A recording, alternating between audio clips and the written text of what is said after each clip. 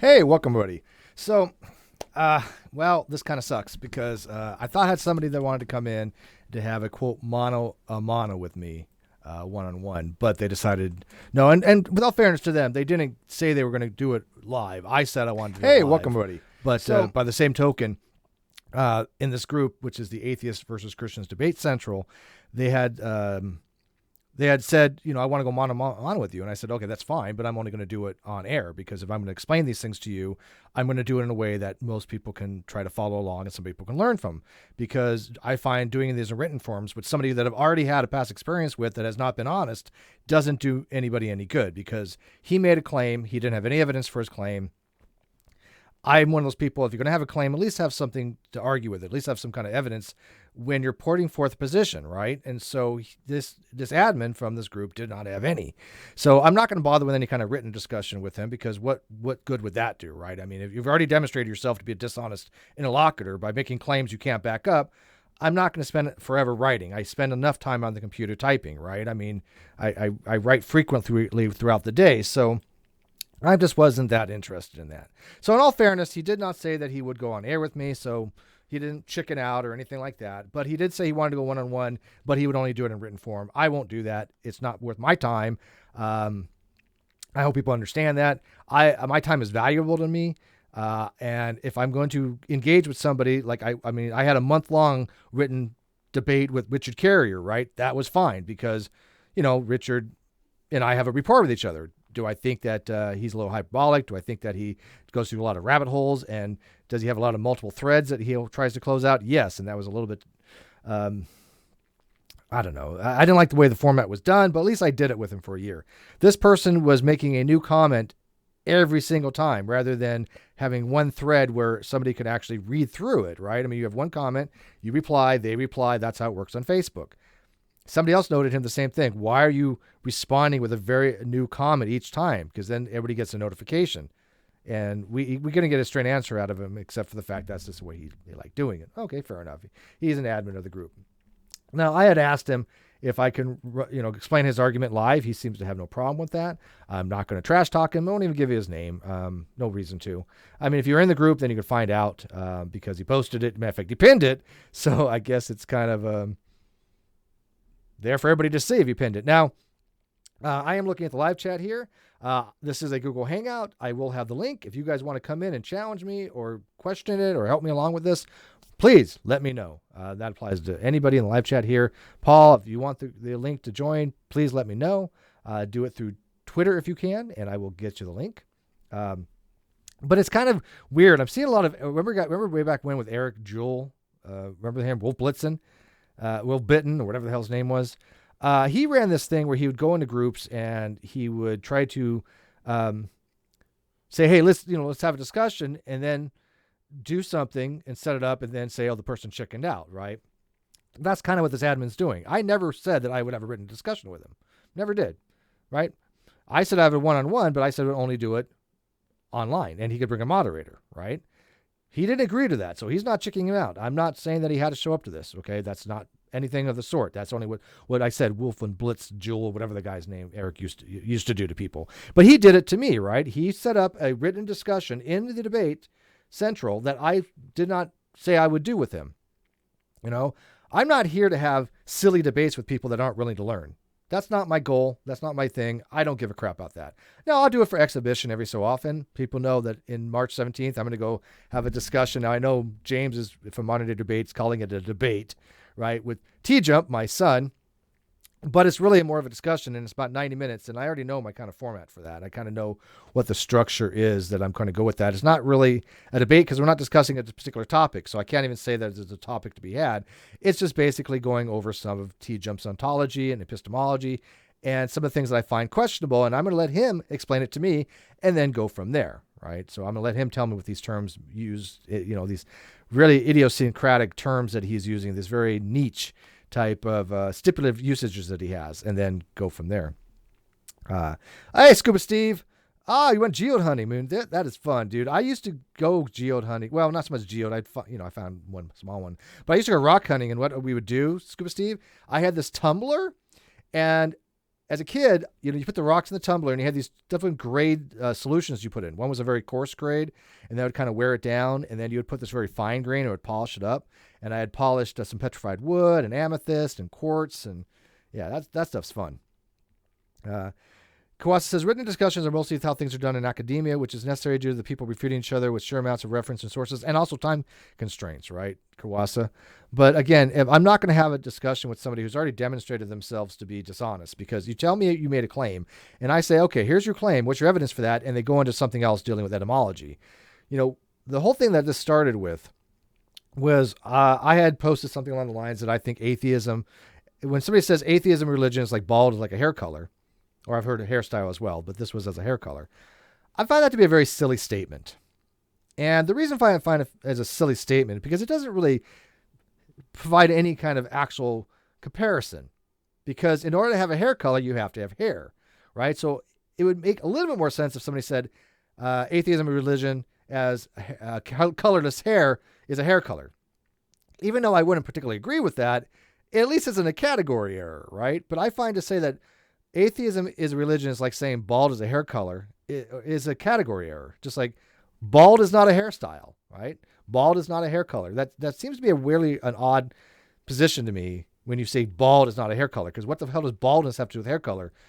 If you were to say atheist is not a religion, like a colorless hair is not a hair color, that at least means kind of stays in the same scope, I guess, right?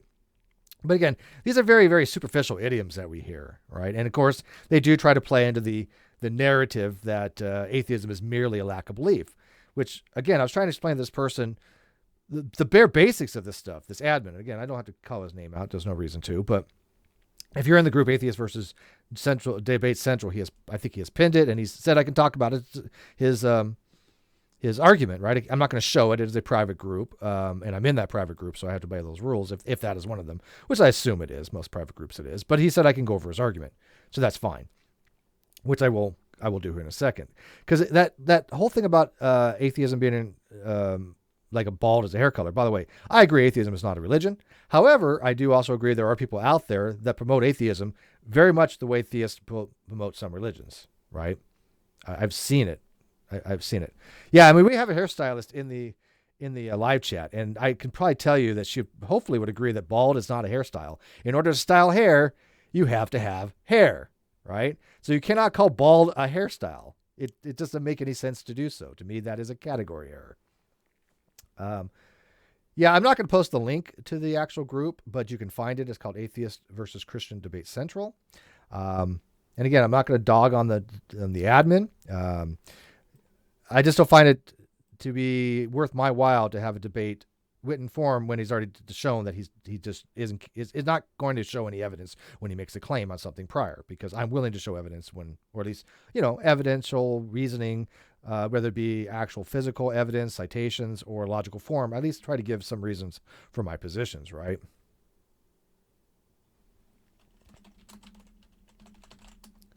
Okay, so... All right. So anyways, let me know if you guys want to come in first. Paul, do you want to come in, or Tina, or Sean, Kawasa? Just let me know. Like I said, this is not supposed to be a soliloquy. I was supposed to have somebody in here, and I was really hoping this guy could join me one-on-one, right? I mean, it's a lot better when I think we're having these discussions when you can have a verbal back and forth. All right. Yeah. I'm not. Yeah. And by the way, I didn't post the video, and I did, but I removed it. He said I can talk about his group because that's free advertising for them.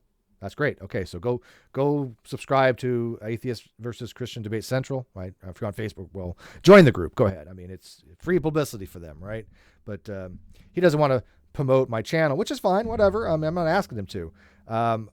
I think, though, if you have a legit argument and you think you can show me up and you think you can take me on one-on-one on a topic that I'm pretty familiar with, then why don't you come in and if you did that, I told him, I said, look, if you showed me up on this, you're going to get some mad props out of this, right? Think how many people will be flocking to the Debate Central channel, right? I mean, because many people have tried over the years. But he chose not to, which is, again, his prerogative. Not saying anything about that. He did not agree to do this on air, so he didn't chicken out of it. He didn't back out of it. But I didn't agree to do it with him on written format, yet he's calling me he's saying that I'm scared, right? Which is, I think, is really disingenuous, right? How could I be scared of something when I'm more than willing to have a one-on-one conversation on air, which is much more difficult in some regards, right? Because in a written format, you have time to respond, and you can actually, have a little bit of a time between rebuttals, right, or rejoinders. Here, you really don't have that luxury, so it's a lot more difficult format. But he is saying that I am too scared to do it in a written format. It has nothing to do with being scared. It has to do with it's not the right medium or the vehicle for this type of discussion, right? Because I'm not here to educate him. I'm here to talk to many people and to hopefully convey what I believe is my positions and not have them straw man. Because in that group, by the way, I have been straw man every day. I'm in that group. I think I'm straw man without fail. People straw man me left and right is ridiculous. All right, Sean, you want to come in? Just message me on Twitter. I have the link ready to go. Let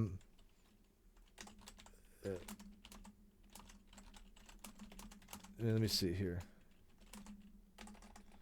Let me see. I'm checking my Twitter right now, so if anybody wants to come in. I'm going to give it to Paul just in case, because he might want it. Let's see here. So, Paul, I just gave you the link. Oh, maybe I didn't. Hang on one second. Let me get the link. Without make sure I don't show it to anybody, because then you get trolls. Yes, you do. Shoot. No, I just lost you. All right, Paul, I just gave you the link. And okay, so, all right, so this is kind of his argument. Again, I'm not going to show the group. It is a private group that I'm in, but he did say that I can use the argument and promote his group, right? I'm promoting it. Hey, go follow an Atheist Chrstians Central. Now I just got to find the argument again. Okay, so his argument's like this. Okay, so he says, Steve McRae, here is one-on-one, mano-a-mano, just you and me. To be honest, I've been waiting a long time for this to happen. Okay, I don't know who this guy is, so I don't know how long he's been waiting. But again, I'm not going to have a written discussion with you if you're not even willing to cite evidence when you make a claim and I call you out on it and I said, this is your claim. What's your evidence for it? And he doesn't give any, right? I mean, that's just, to me, somebody I'm not going to have a long-term discussion with, right? Because I realize they're just going to go down rabbit holes. And this guy was just going down rabbit hole after rabbit hole after rabbit hole. And I can't chase a million rabbits, right? Tina, I love you too. Oh, I'm sorry. I didn't mean Tina. I meant AT2 Jared. I meant who else are you? Lori, Lisa, Kathy, Jennifer, Jessica. I don't know. Tina's got a million names that people have attributed to her. I'm going to go with Jared, though. I'm just going to call you Jared, Tina. Let's see. Calling a bald person bald is not an insult, just an observation. That's true, too, right? I mean, but... Did she ever weigh into that? Bald is not a style. There's no choice in being bald typically, which, well, yeah, some people shave their head, right? Most people are not, a lot of people are not even completely bald, right? They're just, thinning on top and they shave their head. I decided to go the opposite route. I didn't want to shave my head, so I decided, because I'm a little thinning on top with male pattern baldness, high testosterone, I decided to let my hair grow long instead, so. Hi, Bullinator. Do you want in?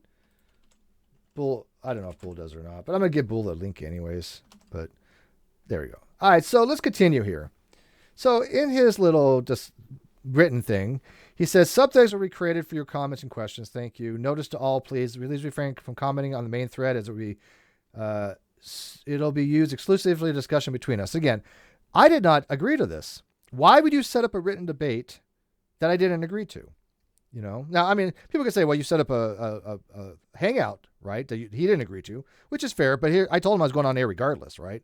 I told him I am going on air tonight. I had told other people I'm going on air tonight. This was a topic with the atheist religion baldness thing was going to be a topic. But he latched onto that. And so, well, maybe we can, make it about this instead. So he didn't agree to it, which is fair. I'm like, that's his prerogative. All right, so he says, now, again, just to reiterate what I have stated, from you, atheism is normatively held to be the belief that God does not exist, yes or no? This is what a question that I asked him. This is a very specific question, right? Atheism is normatively held as the belief God does not exist. Now, there's different variations of that, right? There's, theism is false. There's the belief, in the negation of theism. But ostensibly, it means the same thing. It means ostensibly that atheism is the position that gods don't exist in philosophy. This is normative. This has been well established over the years. More and more atheists are coming to this conclusion because it's an objective fact you can go look at.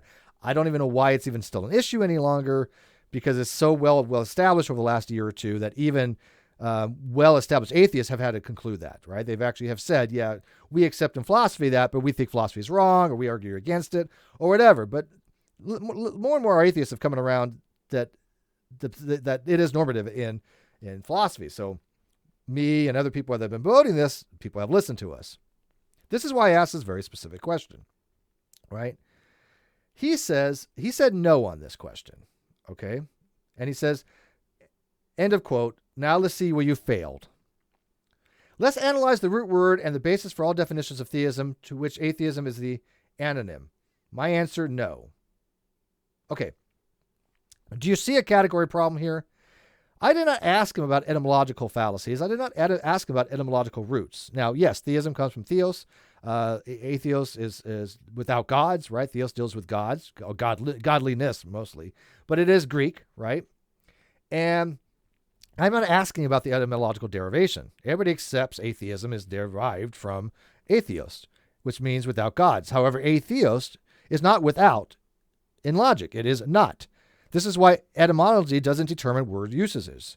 A synchronic word usage is how the word is used in society, in today's time frame. Diachronic usage is just words over a period of history, right? So when you look at a dictionary, it gives you a synchronic usage. It tells you how that usage is generally used in the population, but not necessarily specifically within a field or domain.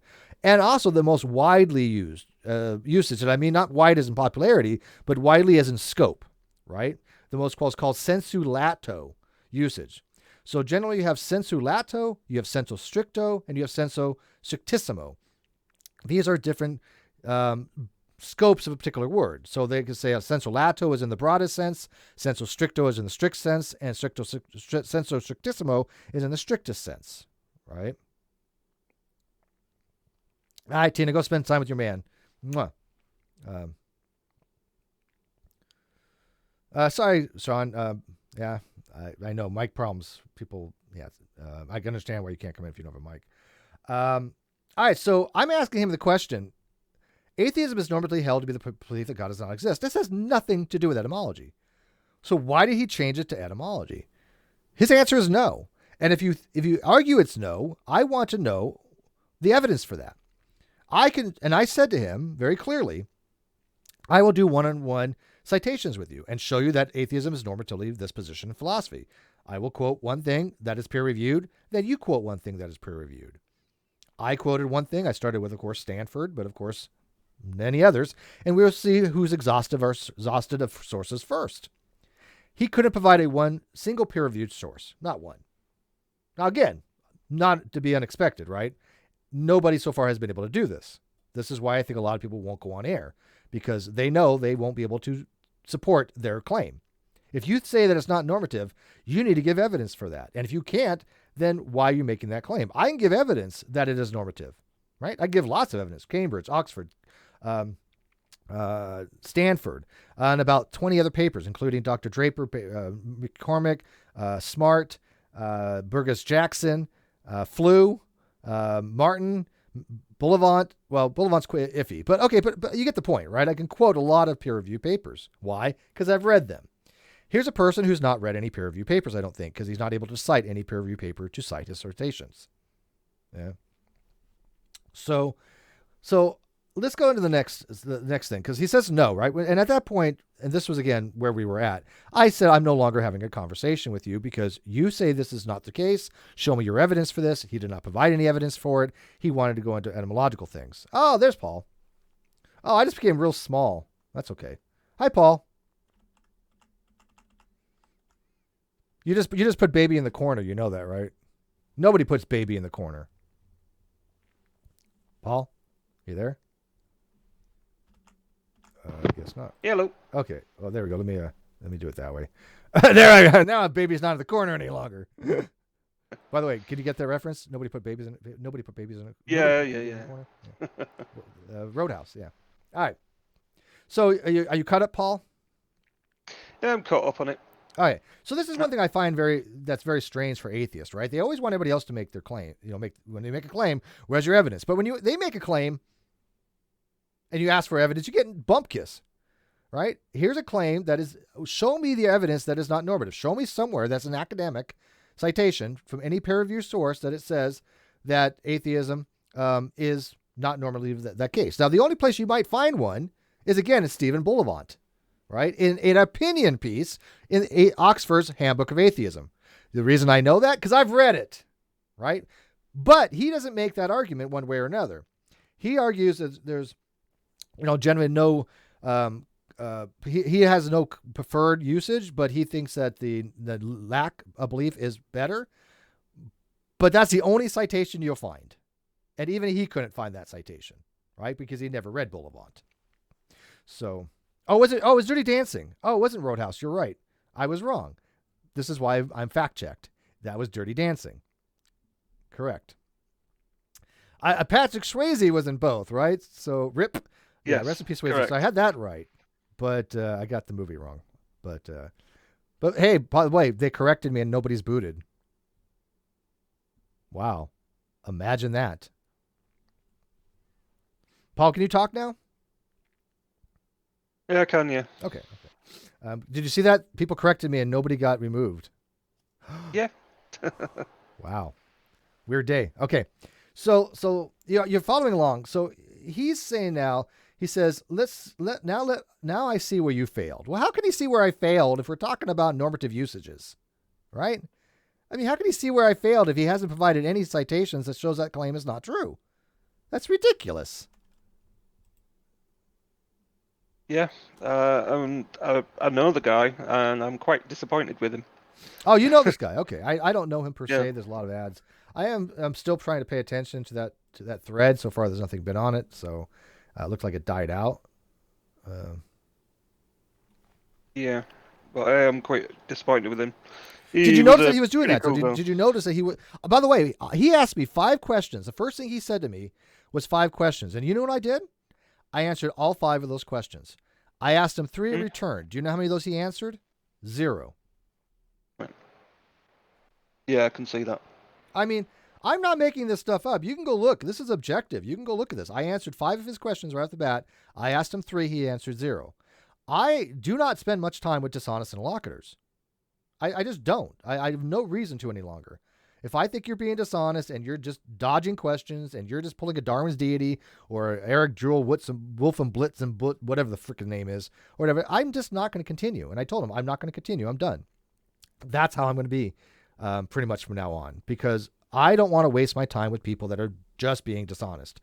If you were in the atheist community Discord, the other day I was on it, and there was a guy in there, and he was just being dishonest left and right. And he was an atheist. I was in there. Ocean Keltoy was in there. Seth, if you guys remember, Seth was in there. And all of us was trying to explain to him basic logic. And he wasn't getting it for 3 hours. And it got to the point where it's just like, look, I mean, you're just now telling us that you don't accept classical logic. He's like, well, yeah, your logic is wrong then. And I'm like, wait a minute here. You're trying to tell us that logic is wrong, and we're trying to explain to him why his reasoning is flawed, right? And it got to the point where, like, look, I'm explaining logic to these people here a little bit, right? I'm trying to explain what modus ponens is. I'm not an expert in logic by any means. Don't even think that I am. I have a very, very basal understanding of logic, basic, right? Very, very, very basic understanding of logic, but enough to get me functionally by. And he was arguing that. That there was the actual dichotomy, believes P or not believes P, has a middle ground, right? And we're trying to explain to him, no, that there's no middle ground in that dichotomy. That's why it's a dichotomy. And he was saying, well, logic is wrong then. And it just got very frustrating because he was being very dishonest and disingenuous because he kept changing the parameters when we kept asking him questions, right? We kept saying, well, just answer yes or no so we can get to the root of this. And he wouldn't do it. He would change the hypothetical. And that's not how we argue, right? And finally he left. But, Paul, were you in there at the time? I don't think you were. No, I don't think I was. Okay. Some people might be remembered. I get into the Discords more often because I'm being pushed in it, blame Bullinator. But I am the ACA Discord pretty frequently any longer. I do like that Discord. It's ran pretty well. All right, so let's move on here. So he says, now I see where you failed. Let's analyze the root word, the basis for all definitions of theism to which atheism is an anonym. That is incorrect. Again, definitions are not prescriptive. Definitions are descriptive. Almost every dictionary out there now is a descriptive dictionary. It does not prescribe word usages. It does not define words. It describes general usages. If you say that atheism is based upon the word theism as a usage, that is called an etymological fallacy, which is, the etymological fallacy is exactly doing that, saying the word usages in modernity based upon diachronic usage has been, or is the same now as it has been in the past, or should be. That is a fallacy, okay? The word usage today has nothing to do with prior usages. I mean, yes, it's derivated from that, but that doesn't mean it has to be based upon those usages as, hey, it was used that way back then, it has to be that way now. So atheism, its etymological roots have no relevancy on how the usage is in philosophy. Philosophy can use that word any way it wants. It's a word, it's a signifier. Okay? Signifiers convey concepts. In philosophy, which I told him atheism is normatively held to be the belief God does not exist, that's a signifier. That word is a signifier to mean when I say the word atheist in a paper or when I'm using my blog or when I'm talking to people, I'm using it to be the position, belief that God does not exist. That is normative in philosophy, which was my claim, which you all know I can back up. Yeah, I gesticulate a lot. Thank you, listener. I'm a gesticulator. Did you guys notice that? Lieutenant Dan's leg says, a big fan of gesticulation. Yes, I do that. I gesticulate a lot. I noticed I caught myself doing that a few times.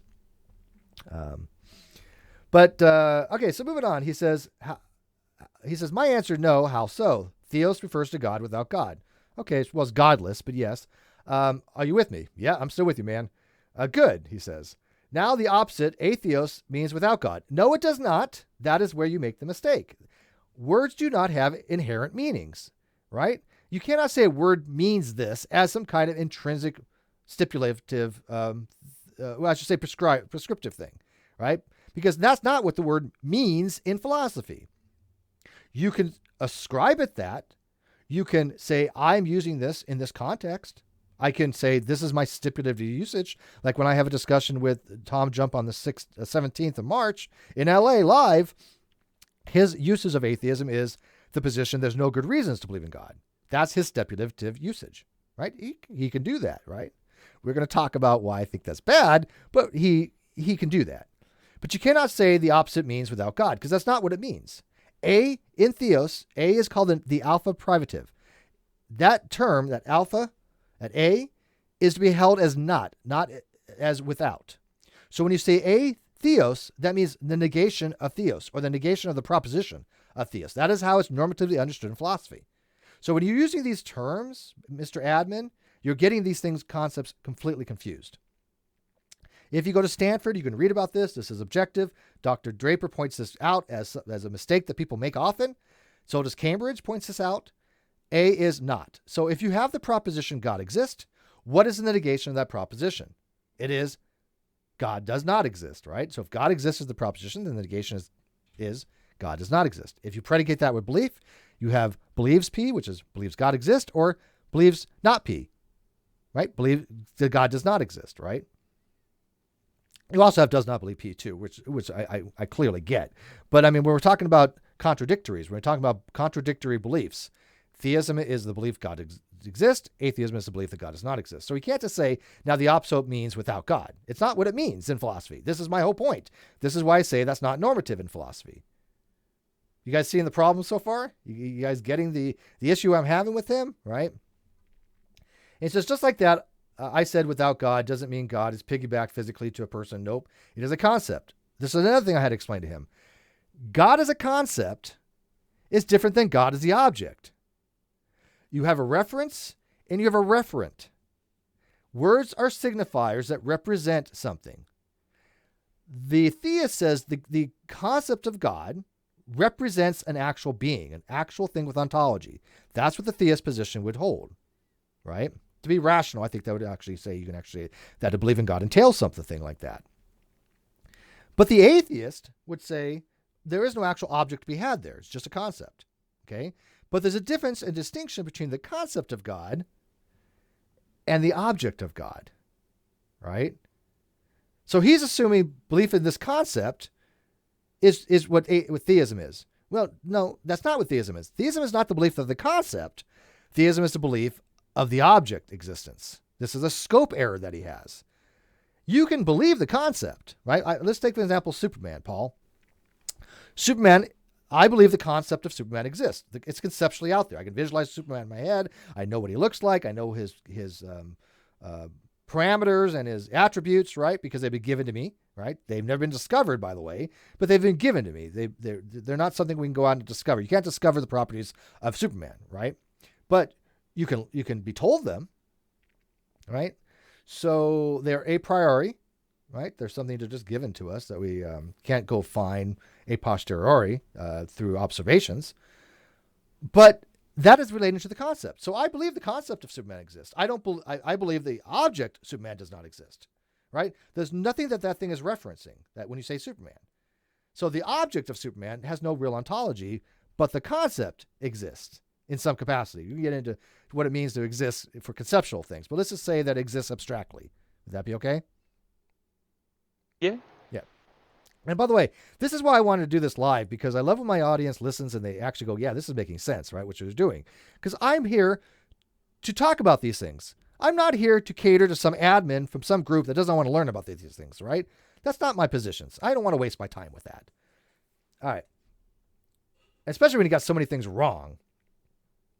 And he's like, he goes on to say, and like I said, with God doesn't mean God is piggybacked physically to a person. Nope, it is a concept. Thus, relative to our cognitive functions, as a concept, we go further and say belief in this concept. Thus, belief in God.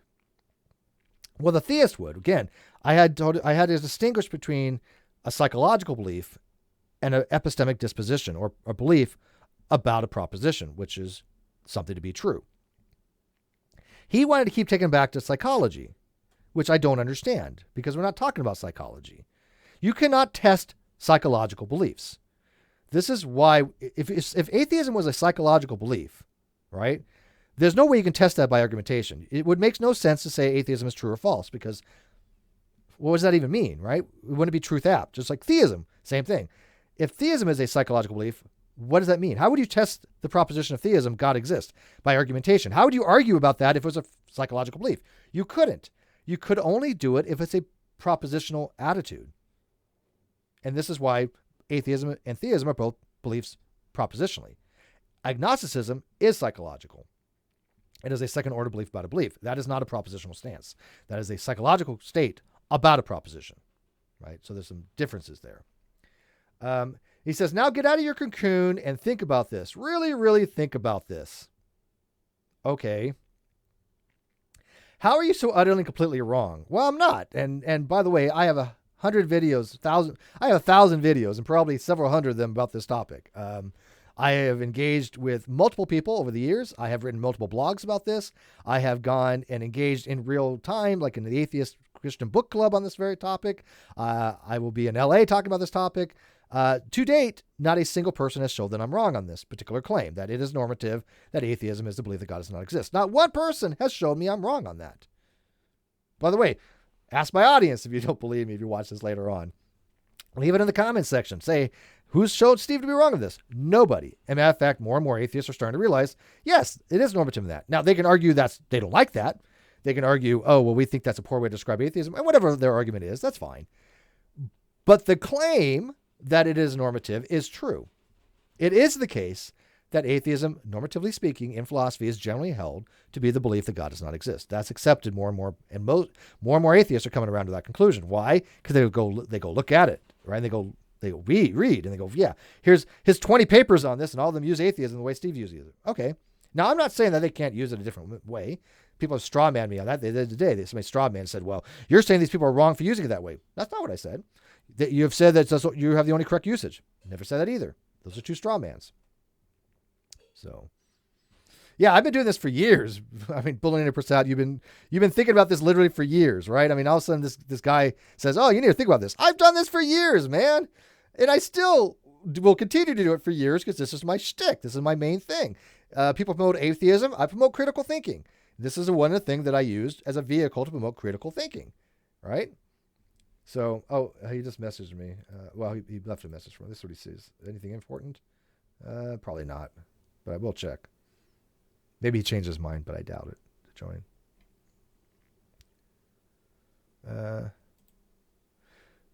He calls me an opportunist. Okay, that's great. Okay, whatever. But let's go into his argument, right? Because again, he's just throwing pejoratives out there. Steve is an opportunist. Steve is scared, right?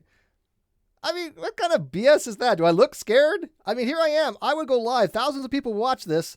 I'm not scared. Bring it on. Come on in. How am I scared to have a conversation with you on a topic that I'm pretty well versed on, that I don't think he is? The first question I should have asked him is, how many papers have you read on this, right? Now, again, that doesn't really mean much. I'm not saying it is. But, I mean, if you're going to say that you're going to show that I'm wrong, at least bring something to the table, right? Not fallacies and not pejoratives and not invectives. Looking at what's that, Paul? looking at it used to be the way I thought until I actually read the philosophy papers. I used to think that way. And what'd you do? You actually took the time to read this stuff and learn about it, maybe? Yeah. Wow. I did. Well, that's bizarre. Who does that? Oh, people that actually want to learn critical thinking. People that are epistemically honest, right? Yeah, I saw you mention it. I thought, maybe I'm wrong. And then I actually looked it up. Oh, I was wrong. Well, like I said, this is why I wanted to have a discussion with him, because he made the claim that I was wrong on it. He said, no, that's not normative. Okay, where's your evidence for this? And he couldn't give me any, right? He just couldn't give me any. So, and he's like, trying to say, well, I made this written thing and you're scared to do it. I never agreed to that, right? This is the kind of dishonest tactics I see frequently among atheists. And here I am trying to help atheists, and they do this dishonest stuff, and I don't know why. I'll say this one thing. It may be normative in his circles, but not in philosophy and academia. Well, and this is why I specifically said in philosophy, right? Because that's something objectively that can be evaluated. It's not a subjective claim. Right? Right? Yeah. Yeah. All right. So he says, how are you so utterly and completely wrong? We have two statements. Yours, atheism is normally held to be the belief God does not exist. Yes, that's my statement. And this, atheism is the absence of lack of belief in God. That is true too. The reason why that is actually true is because if atheism is normative the belief that God does not exist, that entails a lack of belief in God, right? If you do not believe the proposition is true, you lack a belief the proposition is true, or you do not believe the proposition is true. There's a big difference between that and saying atheism normatively is the absence of lack of belief in God, because that would be a false statement, right? You see what he did there? He puts, and I'll put it in the live chat here because again I can't really show that because it is a private group and I'll respect that, but he did say I can go over. That's what he's put the difference as. But atheism is normatively held to believe that God does not exist is not the same thing as saying atheism is normatively the absence of lack of God belief, or lack of belief in God, right? But one entails the other, but not the converse. Atheism, as a belief God does not exist, entails you do not believe. But the converse, you do not believe, does not entail that you believe God does not exist. We've established this. Again, why it feels like whenever we run into somebody new, we have to go over the basics a million times. Things have already been well established. This is why I don't like wasting my time with them in written format, because they've obviously never done any reading on this. They've obviously never looked at any of this stuff. They don't even understand the same things we've gone over a million freaking times, right? But there's a difference to be had there. And so he says, now in your statement, what does the predicate tell you? The predicate of belief tells me that if you believe the proposition, you do not believe in God. It also tells me that if you do not believe in God, very little. Because if you do not believe in God, you could be 1, an atheist who believes there are no gods, 2, an agnostic who suspends judgment, or theoretically be something like a theological cognitivist, an apatheist, or any other kind of disposition, right? So just saying you don't believe in God doesn't tell me your position. It just tells me you're not theist. So in that case, if you're saying, well, what's your position on theism? Then that does answer the question, right? If you're saying, are you a theist? No. then you do not believe in God. It does give me an answer for that, right? By the way, that's really weird. I thought there was something on my screen. It was my mouse. It's my mouse on my Google, and I'm like trying to wipe it off, going, "What the hell is that?" Oh, that's funny. Yeah, strong belief entails weak belief, logically speaking, right? Now, I think there's some epistemic issues there, Mr. Sirius, because Mr. Sirius says strong belief entails weak belief. Well, logically, that is true. But I think epistemically, when people say weak belief, right, weak atheism, they're referring to the position of merely not believing God exists is both necessary and sufficient condition to be atheism, right? They're saying that sufficiency there. That's what I read into when people are calling, the position weak atheism, right? Now, they could change that. They can say, well, that's not what we mean by that. But there's a difference between logical and more epistemic reasoning. Just like if you say, hey, I'm a theist, there's a difference between a Christian and a Jew, right? Both of them are theists. They're both logically the same position, but there are huge epistemic belief differences between the two, right? So you could say Christianity entails Judaism in some way, because Christianity is came out of Judaism, maybe, but Judaism is came first, I guess you can say. You can maybe, but of course they're very two different religions, and if one's true, the other has to be false, right? But in a way, doesn't Christianity kind of entail Jewish culture and beliefs from the Old Testament in some ways? The Old Testament was Jewish, wasn't it? I mean, they don't hold to those beliefs, but it derived from those things, did it not? Maybe. All right, so let's go on here. So he says, so it denotes holding a belief, i.e., there's a belief that which contradicts the intended meaning of the word. Again, what does he mean by meaning of the word?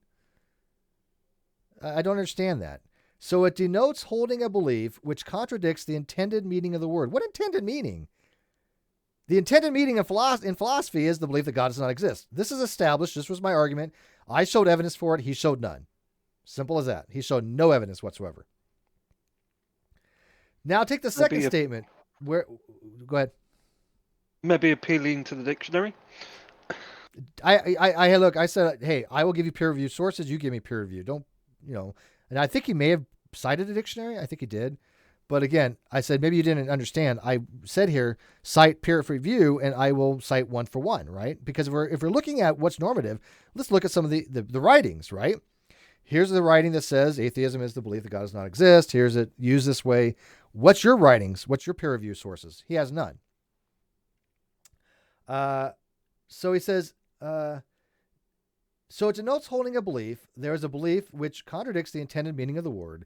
Now take the second statement. What does the predicate tell you? The absence of belief. Well, yeah. I mean, if you say you do not believe, right? The predicate is still believe, but it was the do not, right? Because in a dichotomy, you have you believe or you do not believe, right?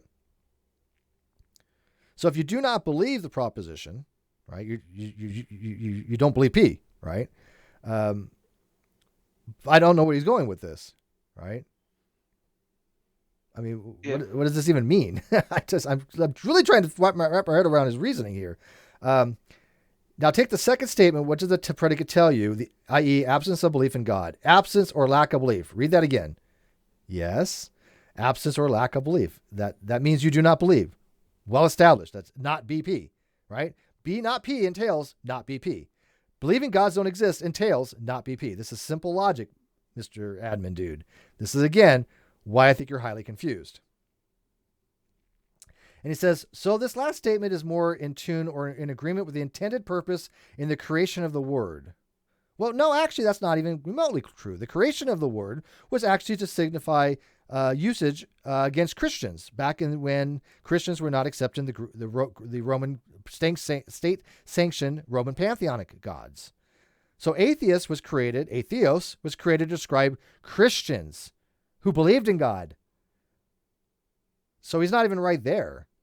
And he said the intended purpose of the word. There's no intended purposes of any words except to convey meaning. When I say a word, there's an intended purpose there to me convey a concept.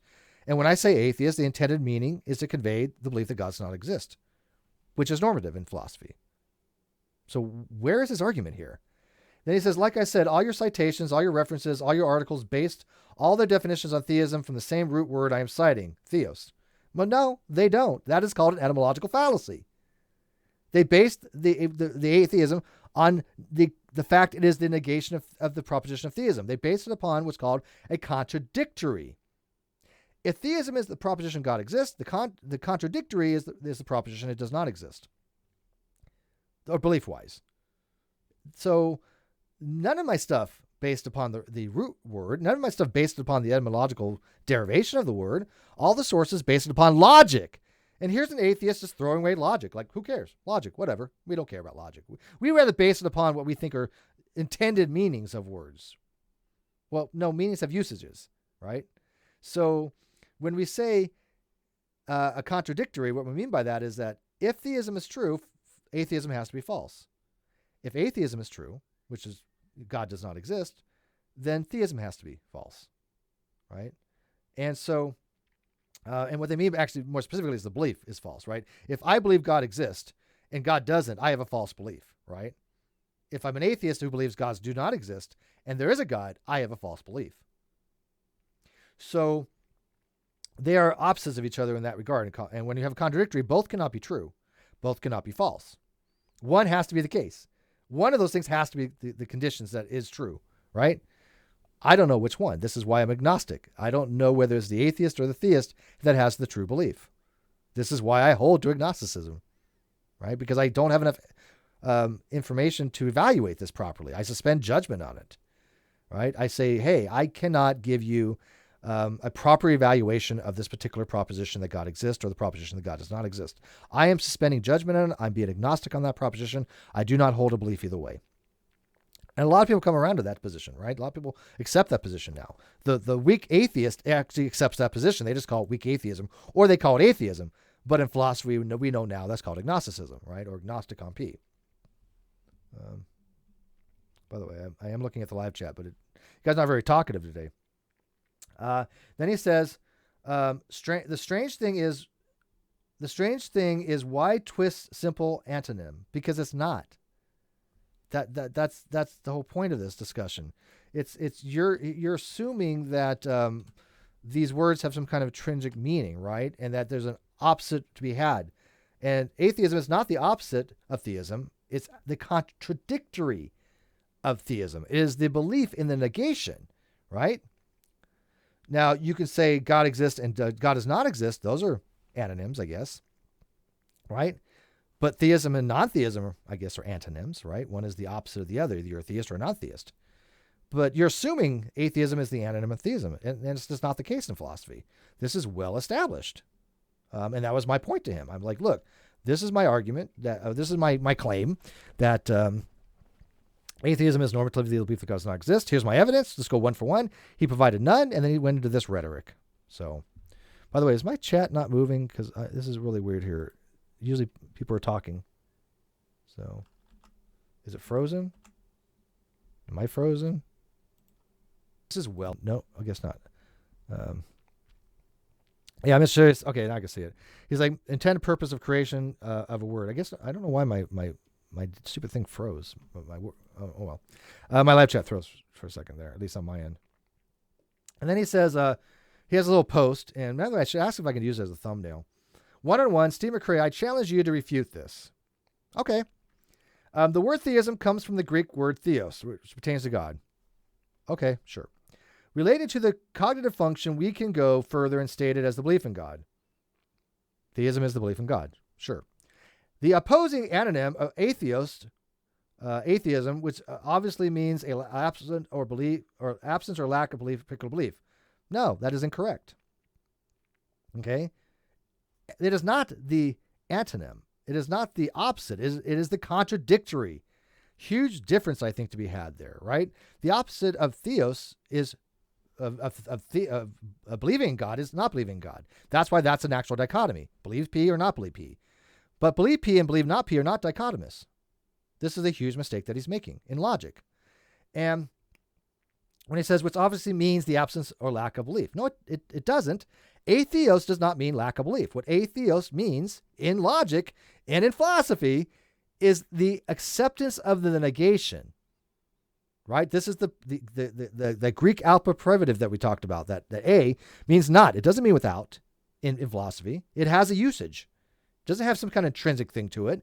The usages of a in philosophy in regards to the word atheist is the negation of the proposition. So again, P is God exists, and the negation is God does not exist. If you hold to the proposition P is true, you're a theist. If you hold the proposition God does not exist, you're an atheist. So these mistakes that he's making are based upon a gross misunderstanding of philosophy and logic.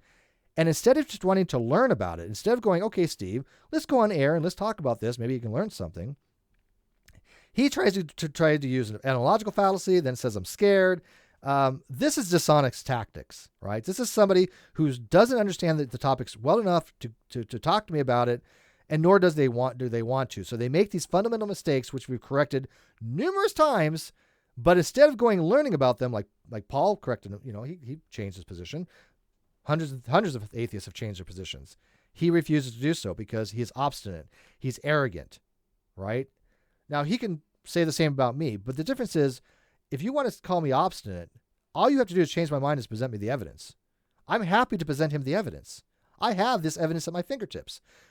But it's a lot easier to do it talking about it than in some kind of written form, which I know he's not going to listen to because he already demonstrated he's not going to listen to me. I asked him 3 questions. He answered none of them. Why would I continue with somebody like that? So, hey, Mr. Sirius. Hello, can you hear me? Yes, sir. Yeah, what Nice. you got for us? Well, I completely agree with you on this situation. This sounds really dishonest. It sounds like he's trying to wiggle new meanings or add meanings on top of things just so everything comes out in his favor in this argument instead of actually looking at logically sound arguments. Mm-hmm.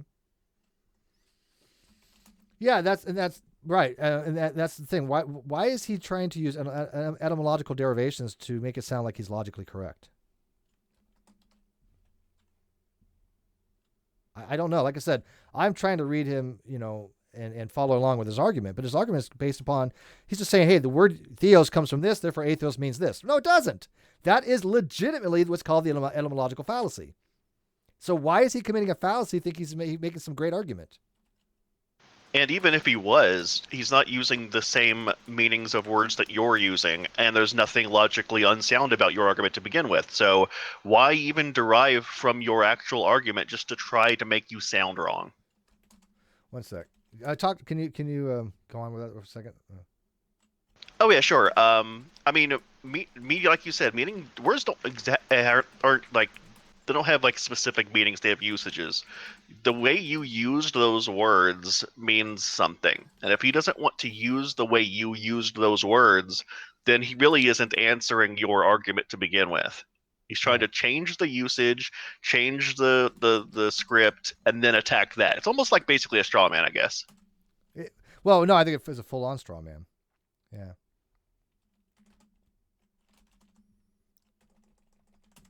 Paul, you got anything to add? Like I said, I can maybe respond to this real quick, and then, so can you guys carry it for a second? Okay. I mean, it's nice that I'm actually able to see things like straw man. I used to not be able to see them if I wanted to, but this sounds like a straw man to me. But yeah, I don't know what you're going to do with this guy. I don't know how you continue with somebody who thinks that this is okay, because this is dishonest, and if he wants to be dishonest and he thinks that's a perfectly fine way to argue, I don't understand how anybody should want to go and actually talk to him.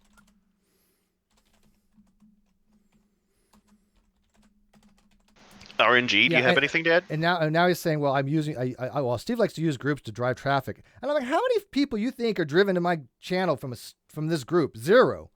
I got 41 people watching, for God's sake, right? It's late. It's a Saturday. Don't usually get much traffic late Saturdays. Plus,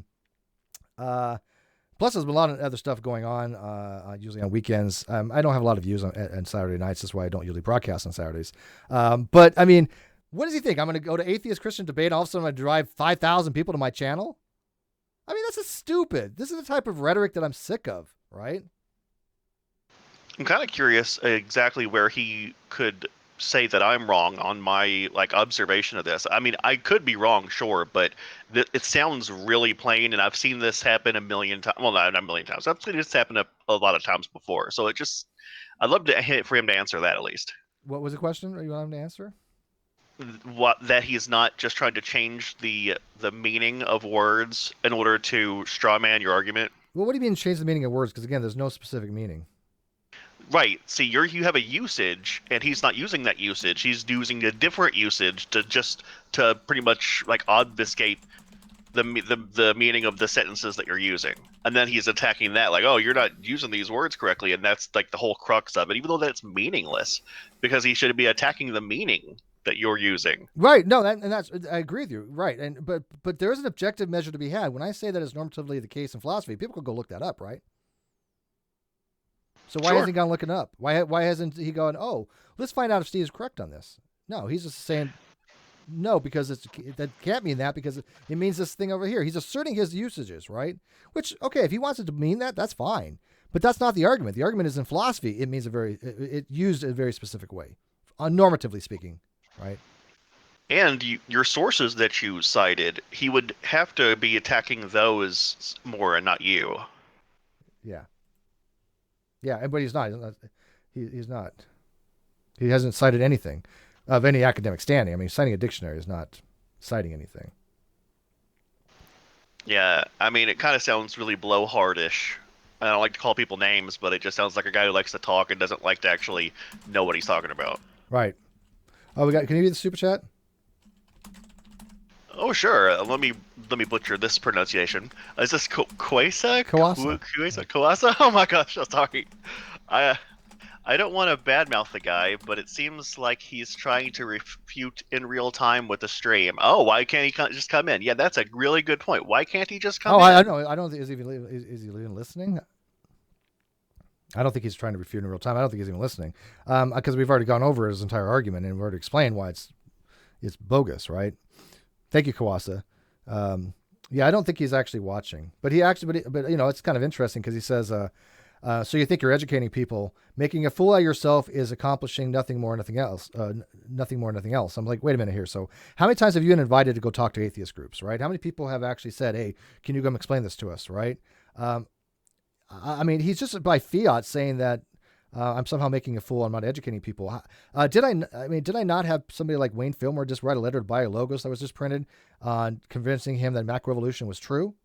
Why? How did we do that? By educating him on macroevolution. Did we not have Sean G leave flat Earth? How did we do that? By educating him flat Earth was wrong, right?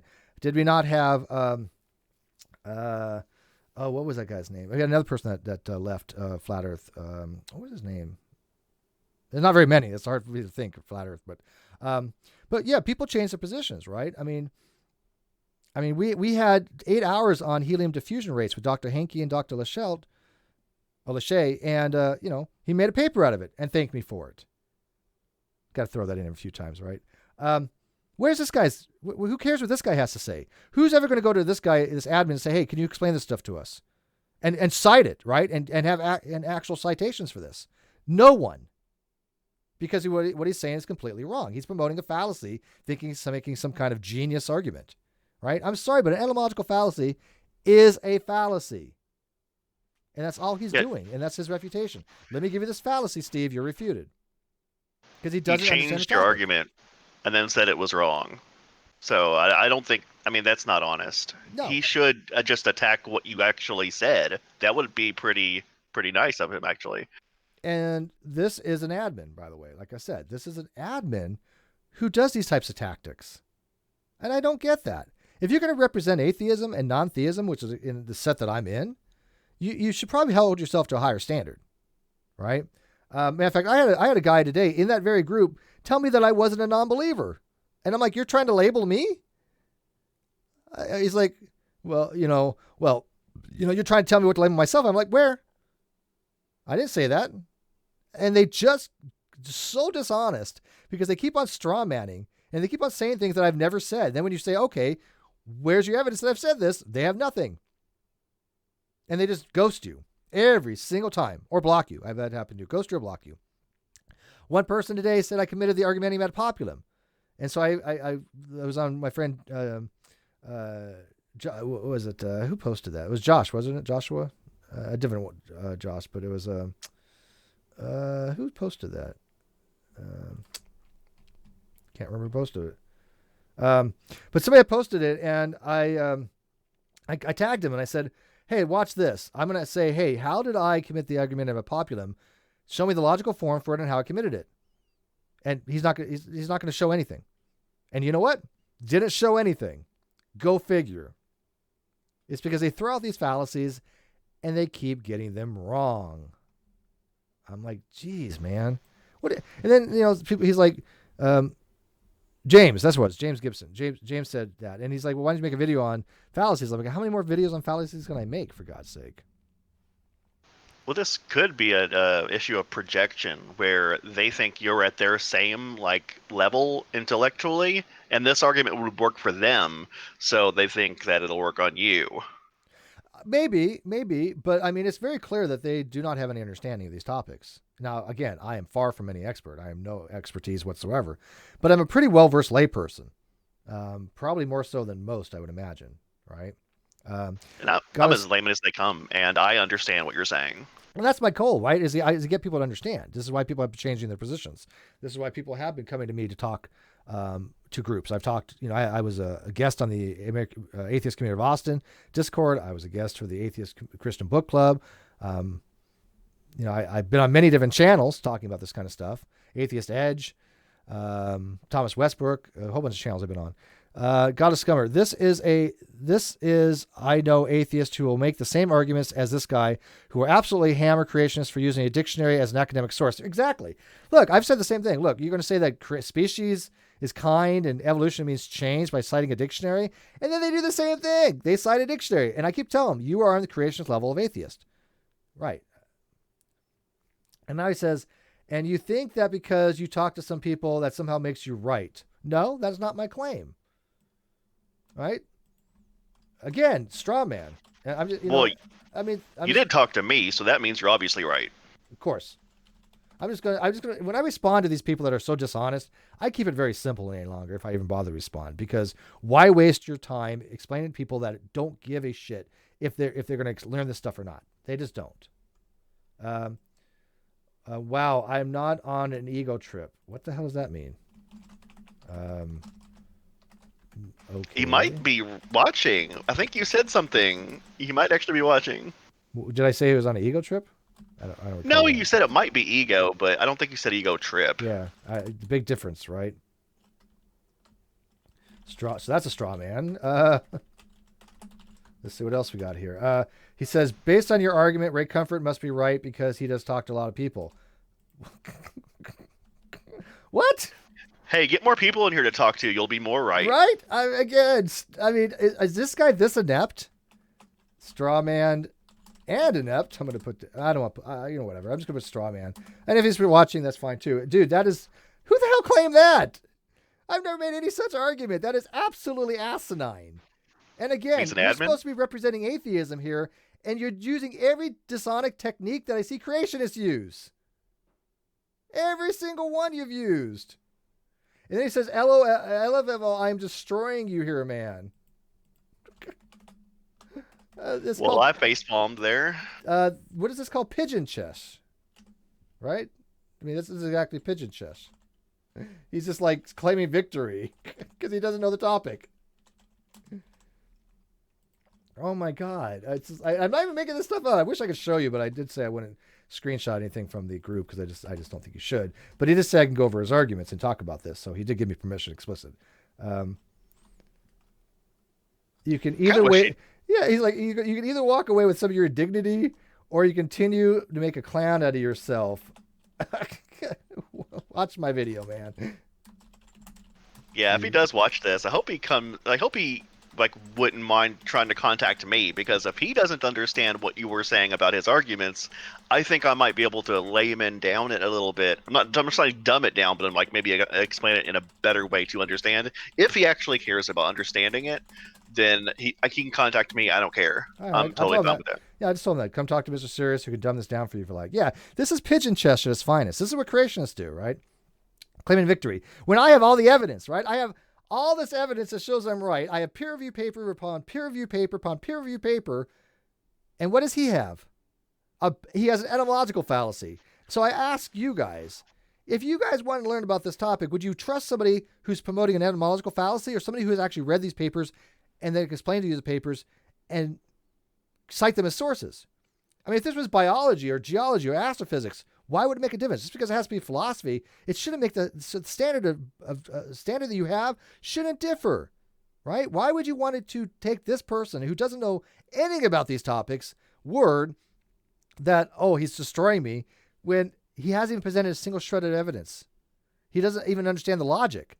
He doesn't even understand basic things like BP entails not BP, right? So he hasn't shown that I'm wrong. What he's showing is his own deficits. And this is what I'm talking about when I'm trying to raise atheism up to a higher level. And these are people that are admins in these groups and these people that talk about these topics that don't know what the hell they're talking about. But I'd love to get somebody in here, though. God. Even if you were using the wrong words, that's irrelevant because he does know what you mean by what you're saying, right? I know. I don't think he does. I'm not going to give him any credit on that. I'm not going to give him I'm not going to presuppose that he understands any of this because I don't think he does. Because it's very simple when you say this is the case normatively, and I don't mean normatively as an ought, although I could make that argument. I think it is normatively in the ought sense, but it's normatively as normal, meaning normal as it's most usually that way, right? It's normal. But normatively in philosophy often is referred to as ought to be, right? So when people say it's normative, it is the case you ought to do something. Now, I think that is an argument. I do think you should ought to use the sensu stricto usage of atheism in philosophy, right? Because if you don't, you're going to confuse people because it's the normal usage, right? So when I say normatively, it can mean both. And I do hold to both, but I don't want to get into the whole normativity arguments of oughts because that's going to be a long different argument. So he says, okay, go ahead. Yeah, he says, why did you ask the question from you? How many times have you been invited to talk to atheist groups? That doesn't imply that I'm right. That just implies that people listen to me. It just means you said you didn't have any qualifications, but people use you as a source, I guess you could say, which I think's even more important than having pieces of paper that say you know something. Many times. I mean, there are people that are invited to speak at events that do get things wrong, but they're very good at what they do. I mean, persuasion-wise, I mean, look at William Lane Craig. I mean, he doesn't care whether he's right or wrong. He just wants to persuade people. Look at Aaron Ra. He's very good at promoting atheism and phylogeny and all this other stuff, but he has some issues when it comes to philosophy, right? So, but I mean, still, he gets invited to events far more than I'll ever get invited to events. But at least I do get invited to events that people want to learn about these topics. Right. And that's important too. It's one thing to know a topic, but it's a completely different thing to know how to communicate that topic. I think so, exactly. Yeah, I think I've got this down to an art form where I've communicated it so many times. It's pretty much second nature to me, you know. I think in my opinion, it's actually almost a higher level of understanding if you can retranslate it and then communicate it to people who aren't on your level. And then he says, me learn from you. What have you presented so far? Apparently more than he understands for some reason. Well, the sources, I guess he could start with those and then maybe go from there. Yeah. I'll give him my citations. Some basic reading. I mean, I'm sure he'll look at that and be thinking you're talking down to him or something. I am talking down to him at this point. I'm not going to front. I really get dissuaded when I see these people that are so arrogant. They're like, you're wrong. And yet they never bother to give any evidence or reasons why I'm wrong. Right? I'm not saying that I'm right because of citations. I'm saying right because I can actually demonstrate it using citations. There's a difference. I am right. And I will stand by the fact that I'm right. I will make that claim. Come challenge me. Show me that I'm not right. Prove it to me. Prove it to my audience. You'll be mad. You'll be hailed as a hero. Right? God, think about that. Think about the people out there that hate me. They'll be, oh my God, this guy finally showed Steve was wrong. But he won't do that. Well, it's not like you're just right until he proves you wrong, but no, he's not even tackling your argument. Right. That's an argument from ignorance, right? Right. Yeah. But I mean, you're using the usages of the words you're using are like accurate. You were trying to show that they were accurate. You wanted to get him back on topic. He refuses to get there. He doesn't care, and now he wins apparently. Yeah, and Godless Gummer hit the nail on the head. He says he's doing the atheist version of G-Man Wins right now. Right? I mean, that's exactly what he's doing. And by the way, I am using this as an example of, and I want to point it out. I'm not dogging on the guy. I'm not trying to drag on him or something. It is the fact that he is telling people these things that are not true. He's making bad arguments. He's using fallacies, and he cannot demonstrate that my claim is incorrect. He's just by saying that it's wrong. He's using a fallacy to show us wrong too. Then he says, "What does your sentence tell you? Atheist is used as the belief God does not exist. Since the anonym is the anonym absence of belief, this is a belief." He's like, "Are you drunk?" I'm like, I can't even read what he's writing. I'm gonna say this word for word. What does your sentence tell you? Quote, atheism is used as the belief God does not exist. Since the anonym is the absence of belief, does this, quote, is a belief the opposite of is a belief in God? I don't know what the hell that even means. Dude, the dude is lost. I mean... Wait. I mean, I think I may have understood the very end, but it doesn't make any sense if I understood it. Is he saying the opposite of is that something is a belief? Is the opposite of that is is a belief in God? Like I'm not sure if that's what he said because that doesn't make any sense. But that's kind of what I heard when you read it. I do not know.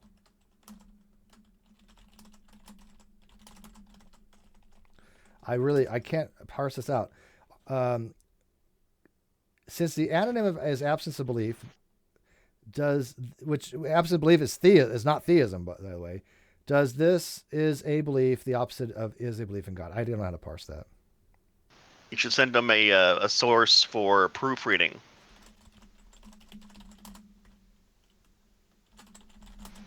Give them a little phonics website to help them proofread some stuff. Maybe. Not by this. I'll tell you what I wrote in a second. Okay, so I wrote the opposite of theism is not atheism. The opposite of theism is not atheism. It is not theism. I made a mistake. I can fix this actually. All right. So the opposite of theism is not atheism. It is not theism. Theism and not theism are dichotomous. It's be versus not be. Atheism and theism are contradictories. Absence of belief is not theism. It does not necessarily entail atheism. Right, because not theism is a weak belief or a second order belief, and that means you don't have to entail any first order beliefs, like believing in atheism. Or yes. that's the wrong way to say it, but you know what I mean. Yeah, I think I got you just on that. You're doxing so many people I'm tonight. right. I sit there and I type and I dox.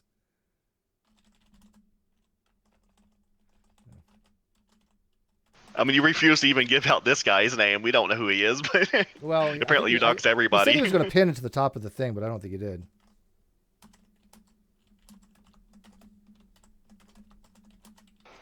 I posted a link in the Discord.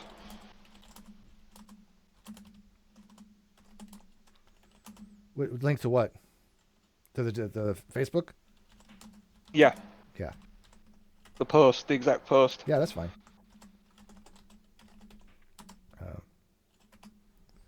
Yeah, he's just very confused, right? So, anyways, this is why I didn't want to have a written discussion with him because, I don't like that. If you're not going to man up, and you're gonna, by the way, the only reason I wanted to do this voice because he's like, well, go man one-on-one with me, man, mano y mano. Okay, love to. I wish somebody would come in and challenge me on it, but they never do. And writing it out, it just makes things really ugly because he said some things that, I'm like I said, I'm a layman, but I understand what you're saying, and he is totally G-manning this, and he's leaving evidence that he's basically the atheist G-man. Yeah, that's pretty much what it is. Twitch TV Punisher says, some people would rather remain blissfully ignorant. I am here because I like to hear intelligent conversation. I may not understand everything discussed here. However, I like to hear ideas. And I love that, dude. I love that. Now, I don't have I don't have the output on this channel as I once had. There are reasons for that, dealing with the Non Sequitur show. I'm waiting for that to come back. So we have a lot of stuff that we want to do, but I don't want it on this particular channel, right? So this channel, and the other channel have atrophied a little bit, and I get that. And I apologize to people on that. I am putting stuff out here. I'm going to have, again, Dr. Kroon on soon, hopefully, and I'll have Dr. Swearink maybe possibly on. I'm trying to get him on. I want, Landa Kurt back on. I got Nick Suter come back on. I got Mikey Famine and Sweet Heathen maybe tomorrow. Yeah. How cool is that? But a lot of the bigger stuff that, that we want to do, we're saving for the non sequitur. So then he asked, okay, so where does the word theism come from and where does it pertain to? Dude, he's not learning logic, man. Dude. Yeah, that's how it says, like, from what you read and what he responded, he doesn't have a clue what you said. Because you basically read the BP, not BP thing to him, and now he's still on about definitions of words. I don't get it. He's stuck on an etymological fallacy. And I don't know why. So, I guess, while that's going on, is there any meaningful updates when it comes to the non sequitur show, or is everything still in limbo basically? We're just waiting for the judge to throw out Kyle's really stupid motion to set aside. It was poorly written and had multiple mistakes. It's not going to fly. It's going to get dismissed. I'm going to tell you right now, it will be dismissed. And then we're going to be waiting for the motion to order show cause. We actually go in front of the judge and explain why he didn't didn't comply with the court. So basically, the judge may have read it, but we got to wait a few weeks for him to stop laughing. Probably, yeah. Probably his judicial assistant probably read it first. They usually write up everything, and then they just have the judge look it over and sign it.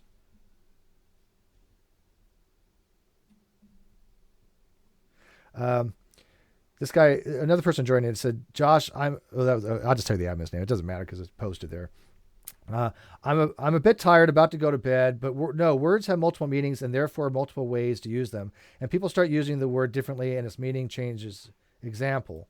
And he gives an example of naughty or something. That is true. Yes, words are often polysemous. Or polysemous. How do people say that? I say polysemous, but I heard somebody pronounce it polysemous the other day. How do you guys pronounce it? Polysemous or polysemous? And I don't know how you would write that. How do you pronounce it? I would like to pronounce it polysemous. That's what I've always said it, but maybe I've been wrong all this time. But polysemous sounds right. Doesn't it? Sounds cool, right? All right, let's go into how to pronounce something. How to say polysemous. Let's see. Okay, ready? Emma's saying it. You guys won't be able to see it here and here with the outside cam. So one sec. So let's see what she says. Polysemous. What? Polysemous. Polysemous. She says polysemous. Okay, let's see. Polysemous. Polysemous. Polysemous. Is how to say words. Holy crap! I've been saying it wrong all this time, and nobody's corrected me. Polysemous. Polysemous. This one's a little odd. I don't know. I'm going to say polysemous from now on. Okay, so we're going to take a vote here, and I'm going to put it on my Twitter too. Press 1 if you think you should say polysemous. Press 2 if you think it should be polysemous, how you guys pronounce it. As far as I'm concerned, polysemous is more fun, but I don't want to, No, you think polysemous is more fun, don't you? Polysemous sounds right, but polysemous is more fun. Oh, yes. I don't. It could be one of those and or, right? Maybe there is no. It's not one or the other. I don't. I would have to ask Dr. Jones, who's a PhD in linguist. I'll ask him. I think when I get a chance. Yeah, I was talking to him one of my doctors once about an endoscopy. Or endoscopy. I can't remember how I pronounced it, but I butchered the word so bad. And endoscope. An endoscopy. Yeah. I've had that actually.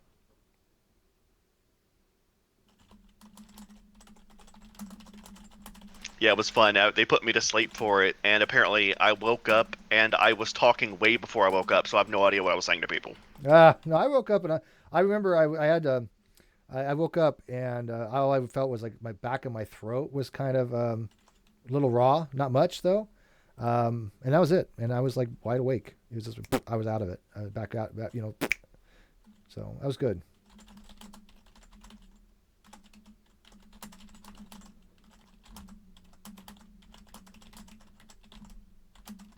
So was the other guy helping you out there? I think so. But anyway, Is he arguing with both of you now, or is No. he actually being like? No, and it's very difficult because he starts a new comment every time. He'll have a comment, you have the reply, and instead of replying underneath that reply, he starts a new comment. Who does that? Does he not know how to Facebook? He just says he doesn't like doing it that way. Okay, fine, but I mean, other people have commented going, dude, we're getting notifications every time you start a new comment. Stop it. He's an admin. He doesn't care, I guess. Yeah, what do you call that? That's like it's like not less tactful or something. I think, I don't know. Yeah. Yeah.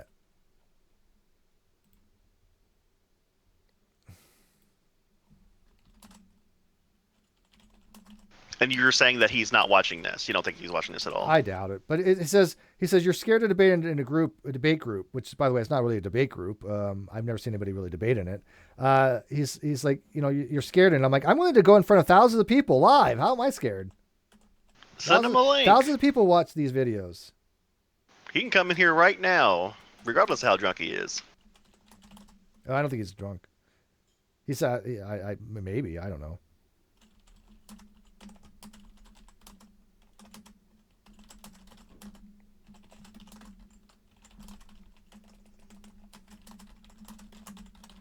I mean, I can mute. I can leave even if he wants me to. I mean, I won't be like trying to make it like a bunch of people on him, but he's more than welcome to come in. I think everybody here would enjoy that. Yeah, 5 people watching this group, 1,000 on my channel, and he says I'm scared.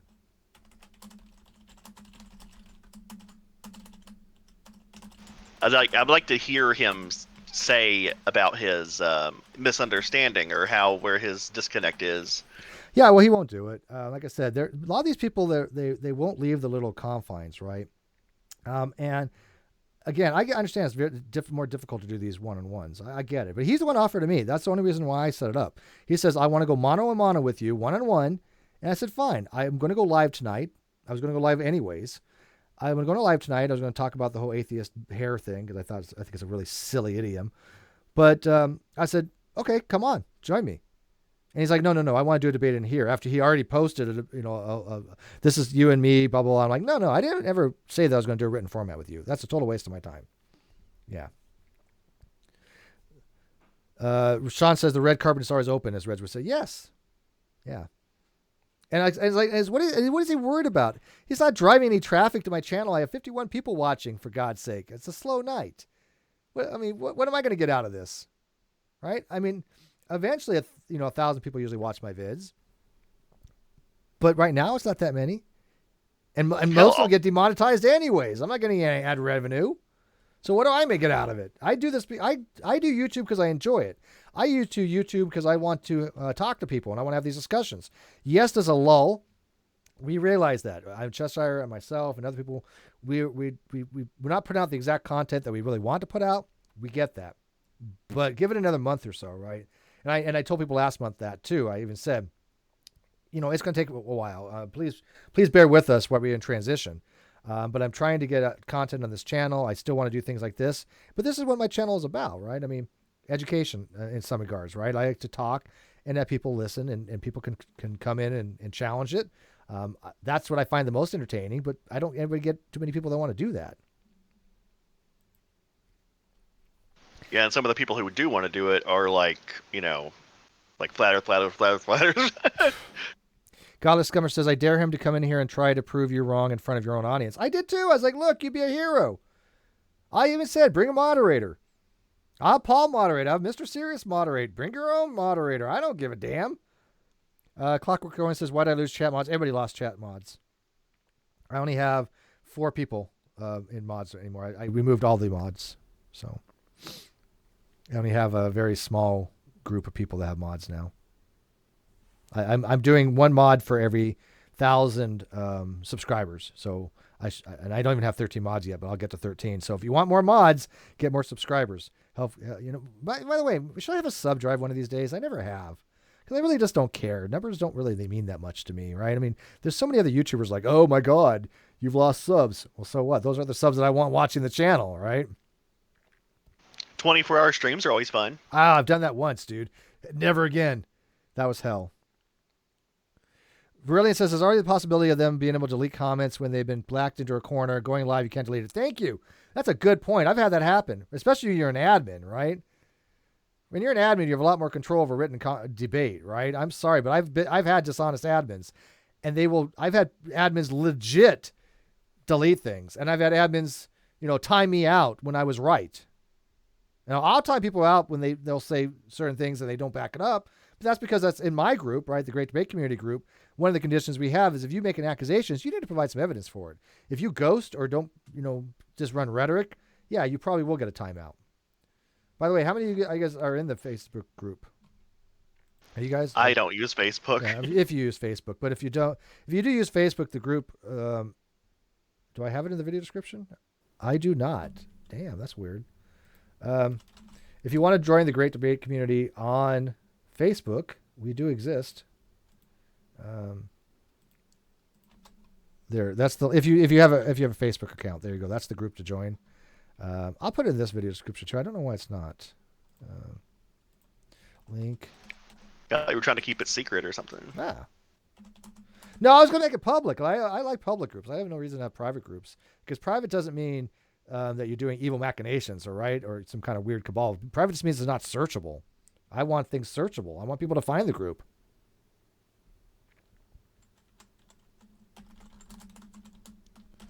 But I had a vote and they voted against it. So if I remember correctly, so I don't want to change it now, but yeah, I don't like private groups. I want everything to be public. I'm not ashamed of anything that I put in a private group. I expect anything I say on a private group is going to be public. So this is weird when I have some real idiots going, look what Steve said in a super secret troll group. I'm like, I said the same thing on my public page, you idiot. I mean, it's just weird. Yeah, sometimes I'll watch a hate stream against you, and it's so like I watch it just for the pain. I'm just getting so conditioned listening to flat earthers all the time. The hate views of the hate stuff. Yeah. They keep I'm not going to name any of them, but it's always like, oh, I have proof of this and I have proof of that, and that never comes up. They just keep saying they have proof. Well, of course. Well, I mean, again, this day and age, you just need to accuse people, right? You just need to have accusations. You don't need to provide it with any actual evidence, right? I mean, I still get people to this day saying that I did things that I just never did. It's an absolute fact, and they don't care. And could I exonerate myself with evidence? Yes, actually I could. But by doing so would involve other people I don't want to be involved. And so I don't care, right? It's just let them say what they want. But I notice people aren't asking them for evidence. If people ask me, I'll do it in private and I'll show them some things, right? In private, I don't do it public. But they won't even do that. They'll never show you any evidence for anything they say because they have none. It just doesn't exist. Yeah, it's the same kind of like bully tactics that like that one girl, man, her name is escaping me. The one who was posted that crying video on Twitter. Did you see that? The woman you're talking about Lily Jean. Yeah, that's it. Okay. Yeah. I don't know why I had forgot her name for a Lily second. Jean's been bullied for 3 years, and now on YouTube, it's like the cool thing to do is go bash on her. She has had death threats. She's had decapitation videos sent to her. She's been stalked. I mean, who thinks that's cool? But these bullies go after her like, oh, look, she bought subs, which, no, by the way, there was no evidence for that. What happened was the first 500 subs, this was what one metric uses. In the first 500 subs, they had an app that they used when she first had Instagram. And this app would give you subs for coins or something. It was something that a lot of people were using. But it was only 500, the initial 500. But that's the only sample size this one really crappy IG thing used. Hyper Auditor, which is a paid-for service, looks at it more intently. That showed something completely different, but they don't care about that fact, right? And even if her mom bought subs, what the hell they got to do with her, right? I mean, who cares? I mean, you're gonna send death threats to somebody because they bought subs, if that was the case. Which, by the way, I don't believe that she did. But arguendo, if she bought subs, who sends death threats to an 18-year-old kid because of that? That's sick. And then you have people that supports that stuff. And content creators. Some in our own community support this kind of stuff. That to me is disgusting. And if you get subs bought for you, is that like could that be an outside thing even? Well, I think she did have some subs bought for her maybe later on, but this was the people accusing her of buying subs. Right? I mean, this is how disreputable and dishonest these people are. And by the way, she had a news article about her the other day, and that news, the person, well, it wasn't a news article, but it was anybody could write for this blog, but the person who wrote it, she's a troll. She has legit people showing this person as being somebody who stalks people to try to make their lives miserable, like a troll would. Go figure. And I call that out. Goddess Scummer, even if Lily Jean had bought subs, how does that warrant that kind of abuse? It doesn't. But again, these YouTubers out there think that, oh, let's go jump on the abused Lily Jean bandwagon. Me, I'm trying to stand up and try to help people. I want to help people on YouTube. I've helped people start channels. I've helped people financially. And what do I get out of it? I get butt fucked. But I still try to help. You know, I still have people that will falsely accuse me of things and will, you know, just try to drag my name through the mud for views and yet have no evidence for any of it. Okay, there's a niche for that. I get that, right? But that's not my audience. That's not the audience I'm trying to cultivate. I've been on YouTube 8 years, and all I've ever done in 8 years is help people, you know, and been honest to everybody in my audience, to people in my real life, to people that I care about, my best friends. They know who I am. I have a reputation that goes back 50 years on Facebook. You know, well, 10 years I've had Facebook, but friends I've known for 50 years, my entire life, since I was born.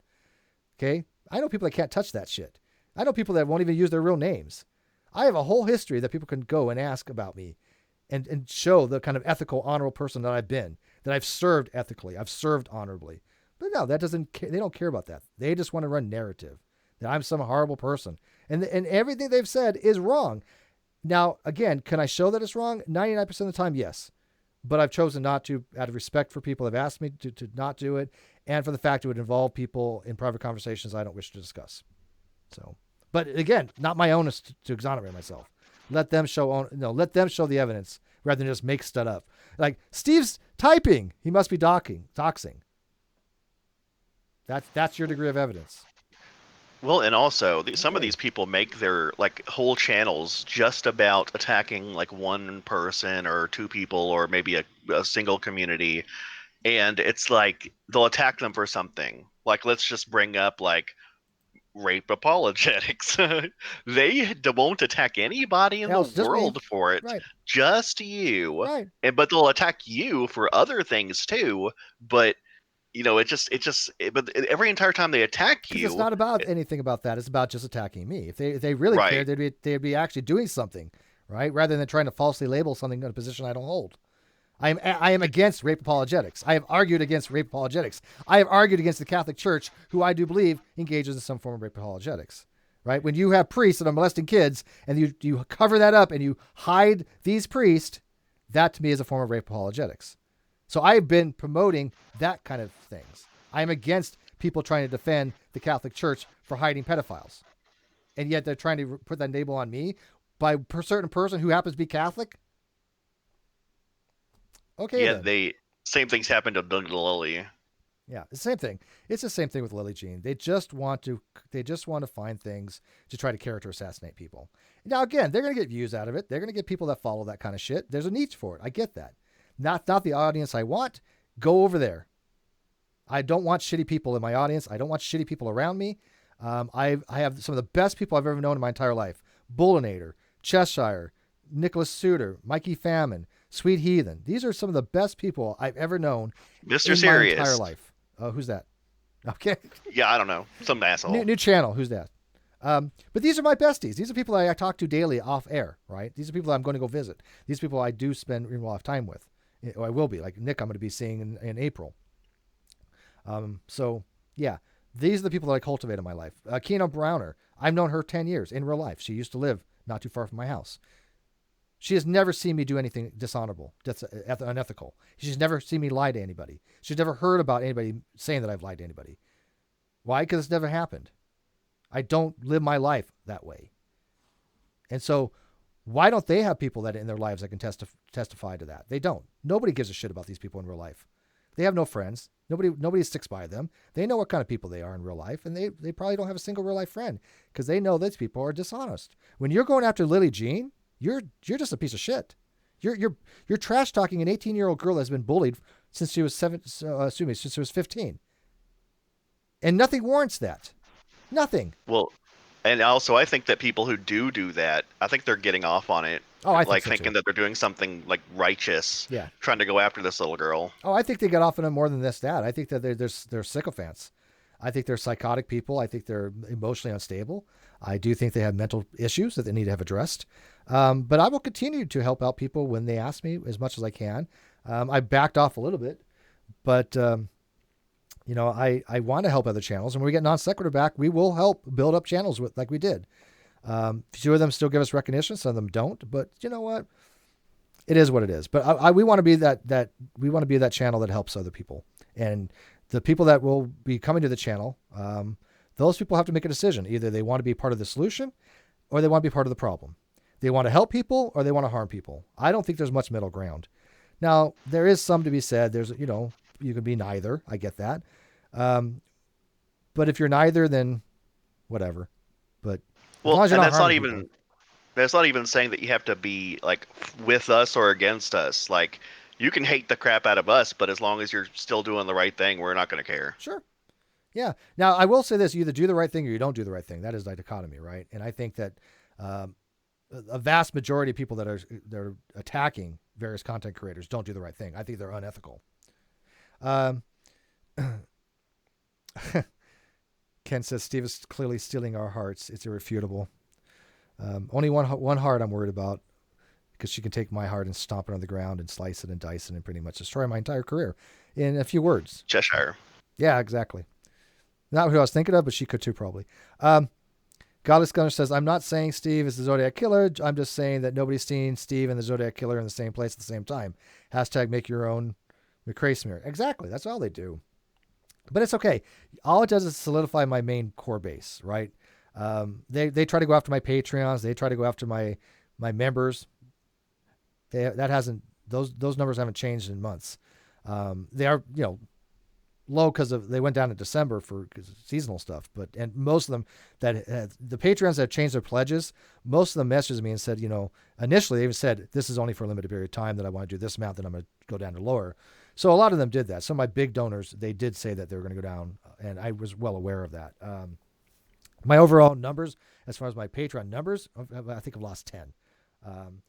But I don't promote my Patreon that much, right? I mean, I just don't promote myself. Anybody says I'm a grifter, I must be the shittiest grifter in the history of fucking YouTube, because I don't make a fucking lot of money, and I make more than I did before, but it's still, comparatively speaking, how many hours I was putting in, pretty shitty. And I never ran a sub drive. I've never had a GoFundMe for me. I've never made a dime off of GoFundMe. Never. As a matter of fact, I usually lose money on GoFundMe because I give, right? I mean, I've given away more money than I've taken in zero, and I've given away several hundreds and hundreds of dollars. 10% of my income, I think it was in 2018, I gave away for charity. So I must be the world's worst grifter, and I'm just a piece of shit, I guess, for helping people out and to give money to people. Okay, well, whatever. Except for all those GoFundMes that you faked and scammed, and you got tens of thousands from there, I guess, right? Clearly. I have had zero GoFundMes for myself. I have never made a dime off of GoFundMe. Not one. Yeah, that's a fact.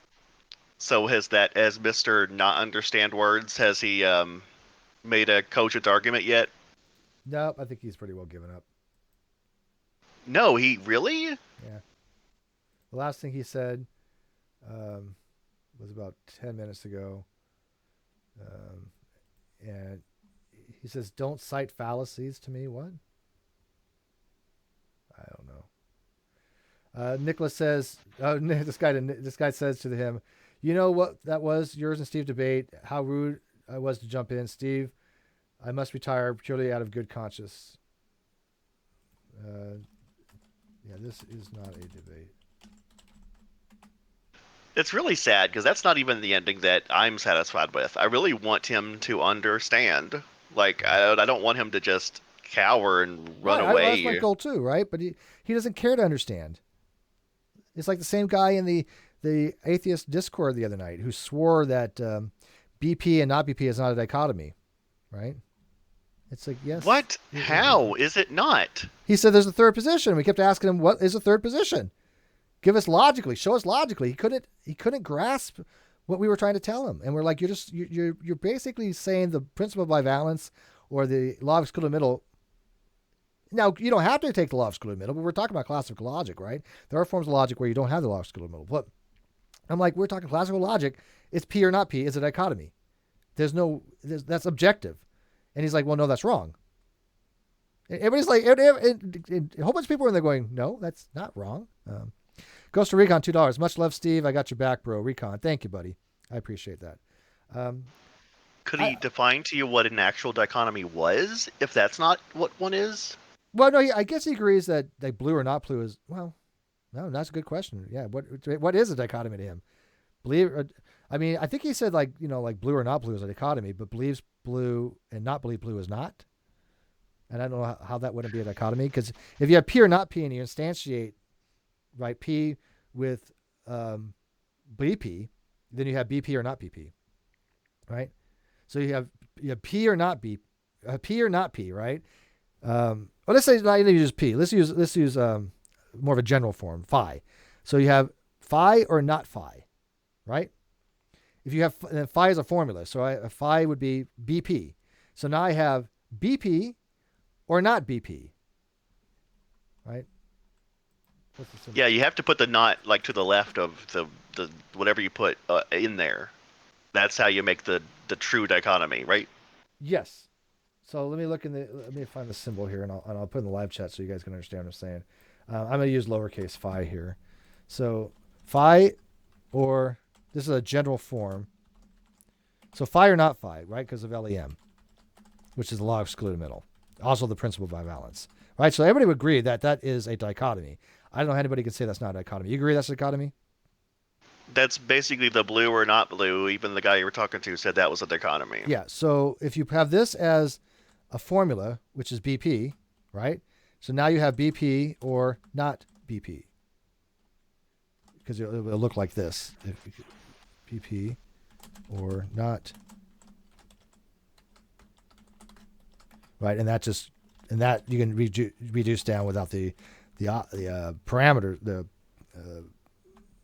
parentheses there, because you don't need them there. So that is a dichotomy, and that is logically provable, because you start off with the general form, phi or not phi, you end up with BP or not BP. So it has to be a dichotomy. Agreed? I'm not even sure how else you would write it to make it more dichotomous. Yeah, well, we asked him, if that's not a dichotomy, what is? And he just wasn't getting it, right? Right, I'm going to tap out. I'm going to go to bed. All right, thank you, bud. Yeah, I'm going to be ending this soon. Let me just tell this guy this. Right. See you later. See you later. I was really hoping somebody would come in and actually take me on one-on-one, or one against many, even better, but whatever.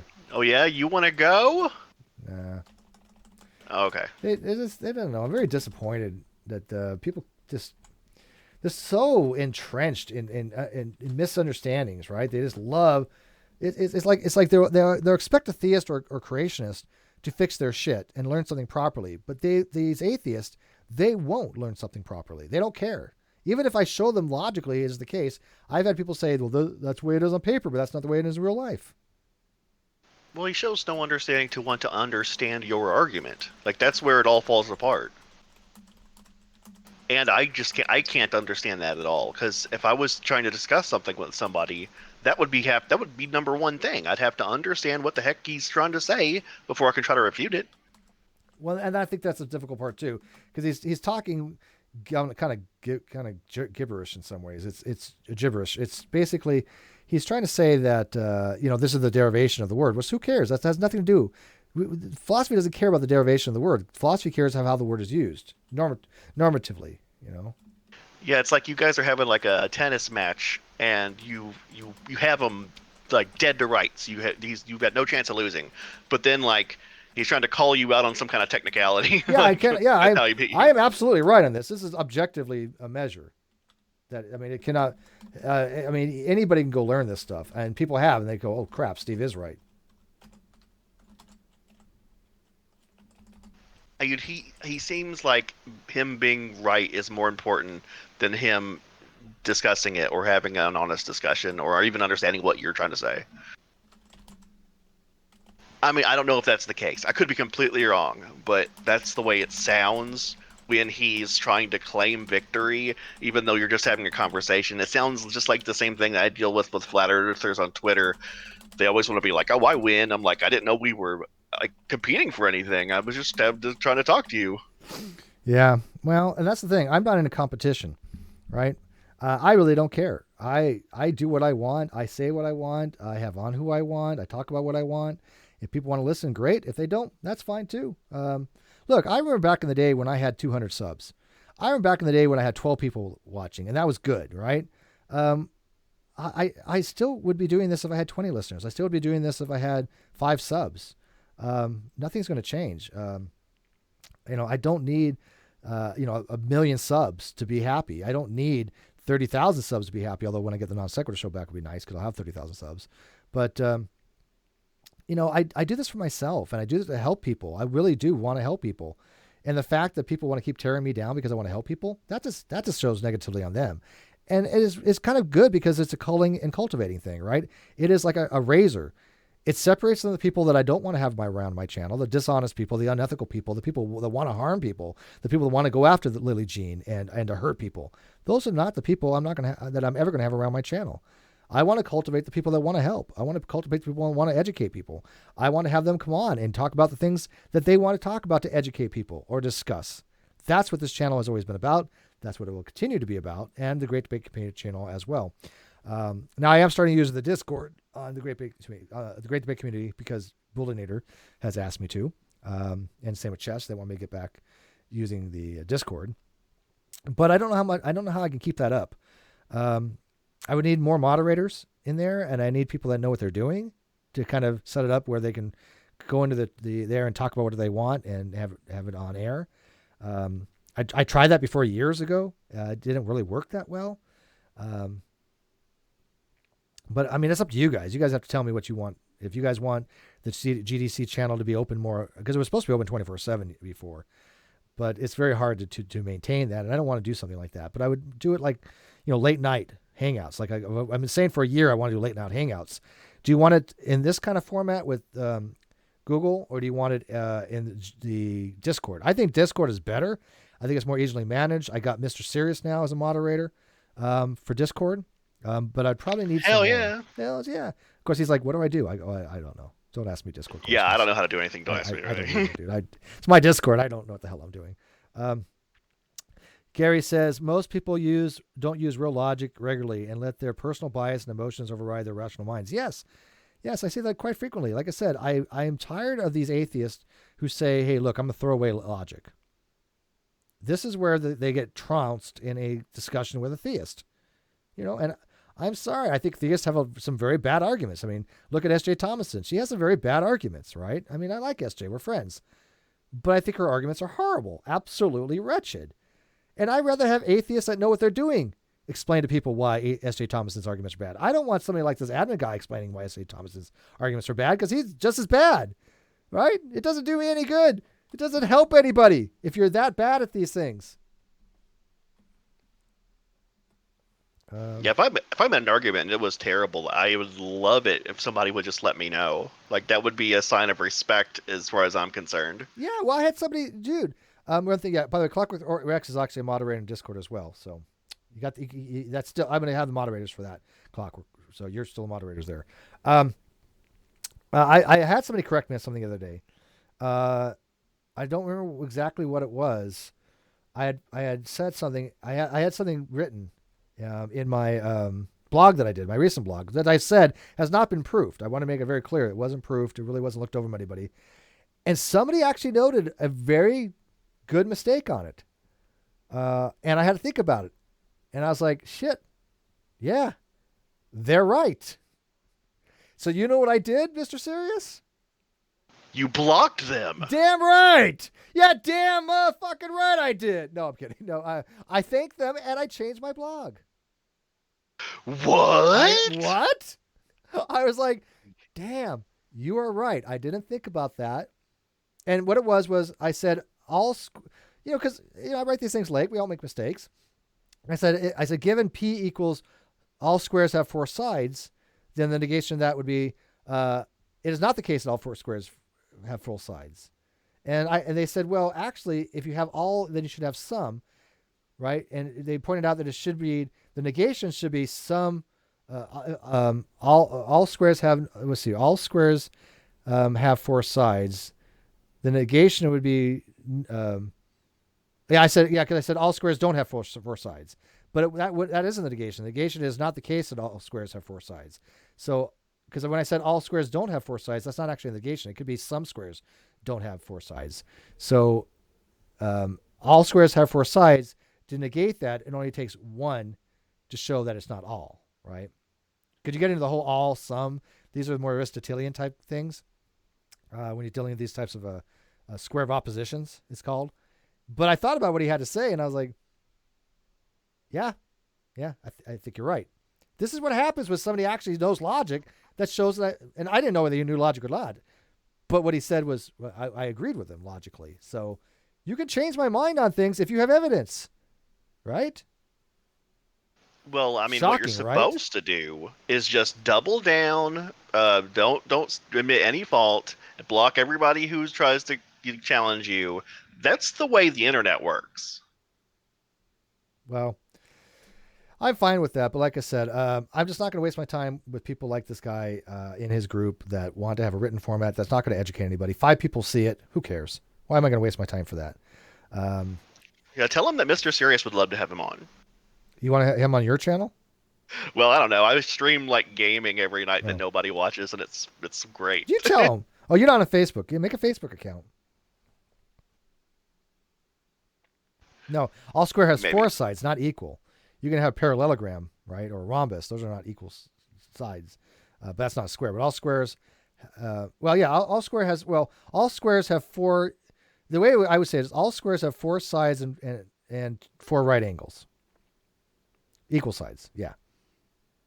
Yeah, square will they all be equal, right? I mean, but you can have a rectangle. Which a square is actually a form of rectangle, right? All squares are rectangles, not all rectangles are squared, right? So a square has all 4 equal sides, but a rectangle does not have to have equal sides.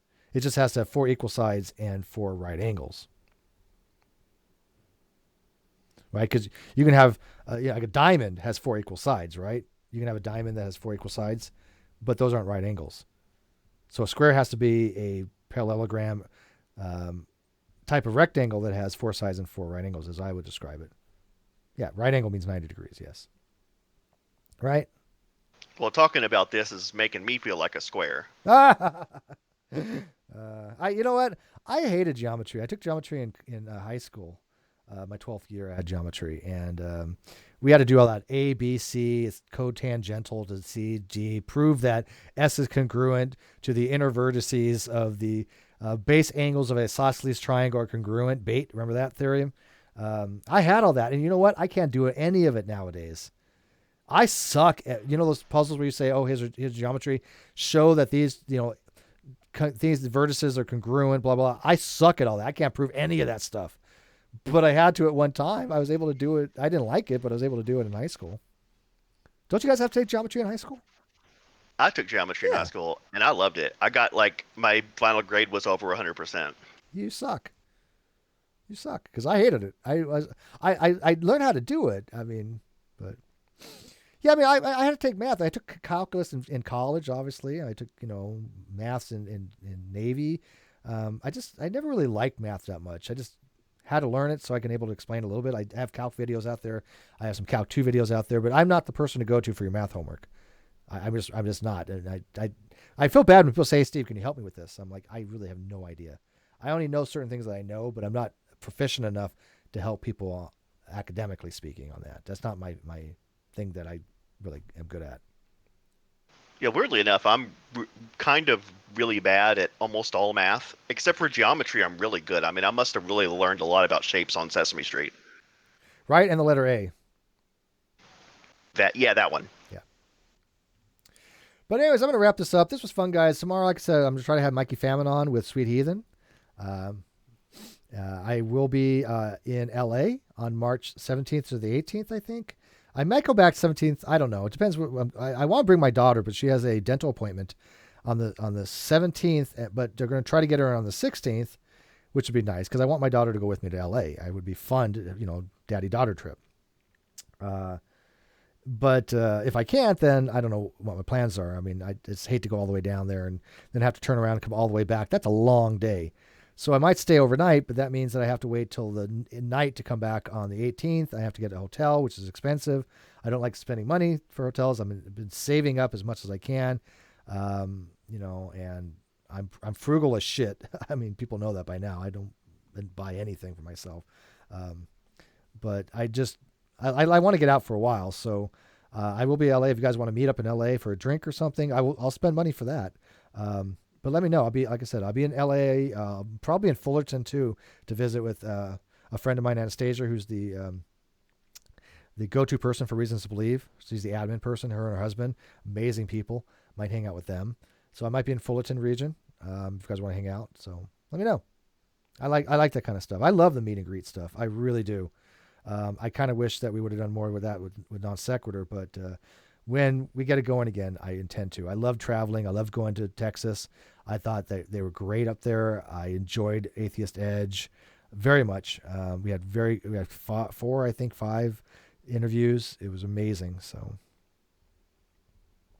but yeah, I love Landon too. Landon explains math pretty well, right? Yeah. He's awesome. Yeah. So yeah, and Landon is a huge contributor to this channel. He's a huge fan of this channel.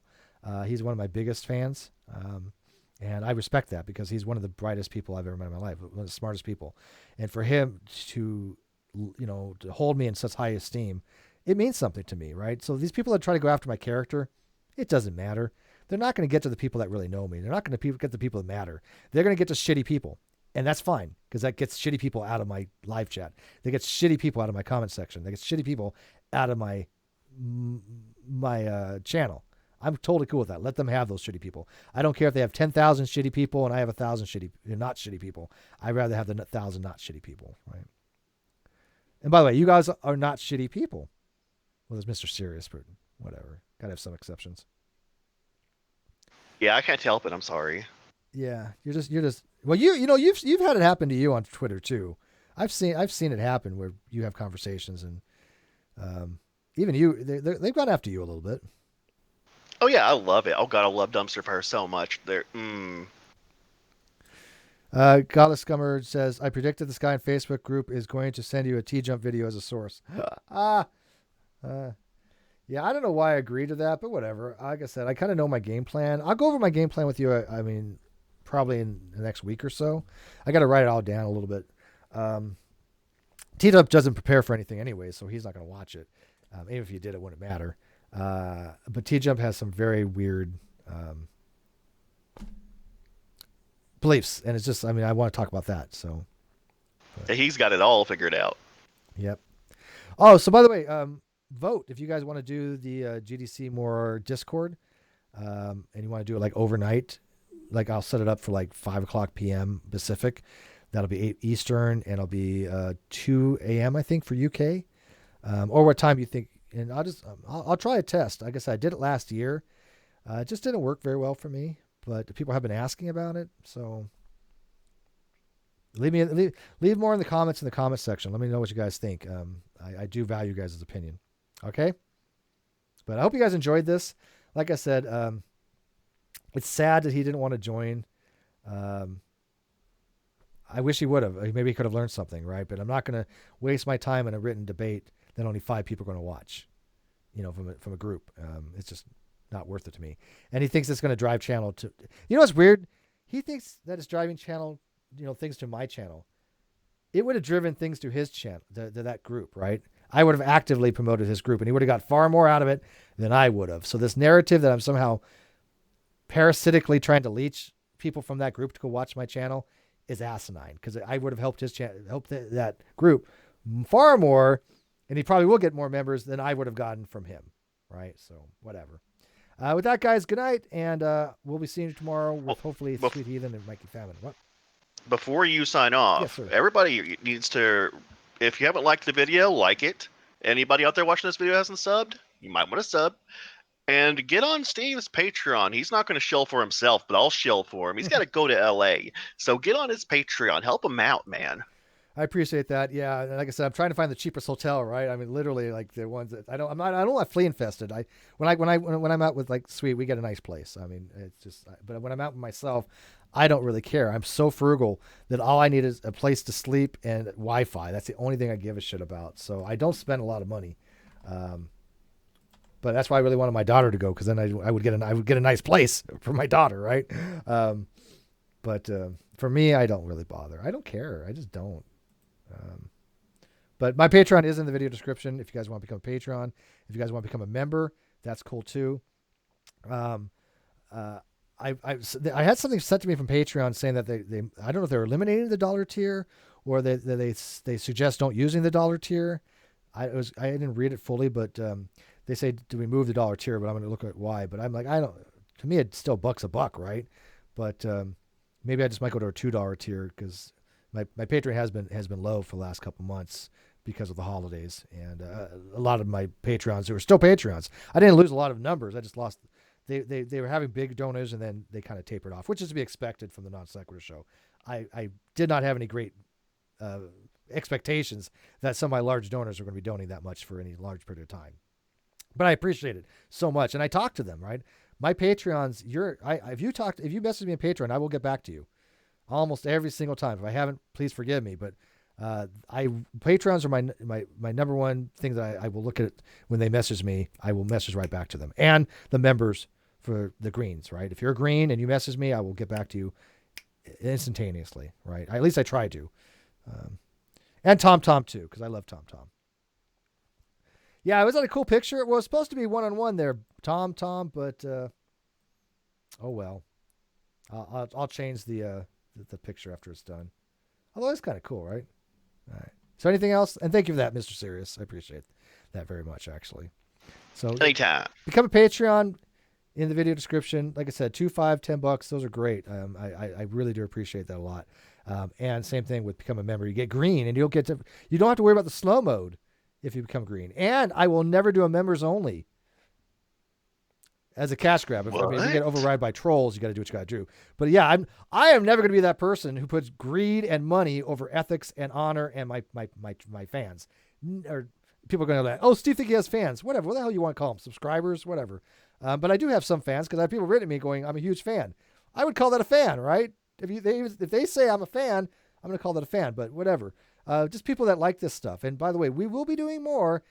I just asked for a little bit of leeway, because we are going through a lot of changes, and I'm holding out as much as possible before I put a lot of content on here.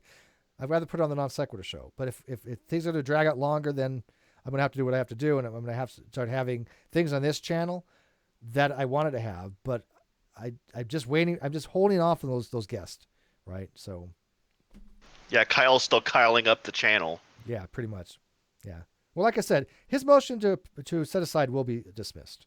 It's going to happen. Will he have to go in front of the judge? I think 99%. I mean, I don't know how a judge's not going to sign that order to show cause. He willfully contempted court. So he will probably have to go in front of the judge, and he won't be able to run any narrative. He won't be able to explain anything. He only will be there to answer questions from the judge and my lawyer. That's it. There's no you don't get expository on a motion to show cause. So anyways,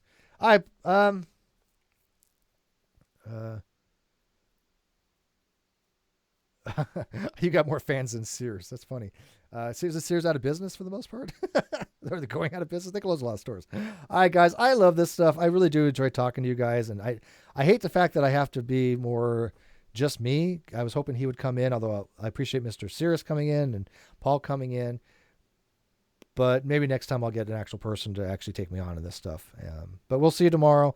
We'll be discussing, I think, should I tell you which surprise? Or yeah, I'll tell you. We may be discussing Trump tomorrow. Maybe. That should be not juicy. T-Jump, but Trump.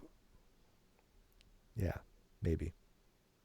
So we'll leave it at that. Good night. Like, subscribe. And by the way, another thing you do is send these videos out to people and ask them to subscribe. You know, if one person just asked another person to come subscribe, That'd be nice. So ask some friends to come join us. We need some new blood. I admit that. We've done a lot of culling. We've done a lot of cultivating. We will grow exponentially once we get non sequitur back. I have 50 people that I'm ready to hit up, man. So hopefully that'll happen soon. But until then, just help me out. I appreciate it. All right, guys. Peace. Good night, everybody. Thank you, Mr. Chairs. I do appreciate you coming in. Even though it wasn't the exact topic that I was hoping it would be, but you know what? It's still fun, right? I just love these kind of impromptu things, So. Well, I'm willing to talk about anything, but I'm so layman that you might not get really high intellectual conversation. But I try to follow as much as I can. Dude, you put yourself down too much. It's all good. Trust me. I love it all. Thanks, man.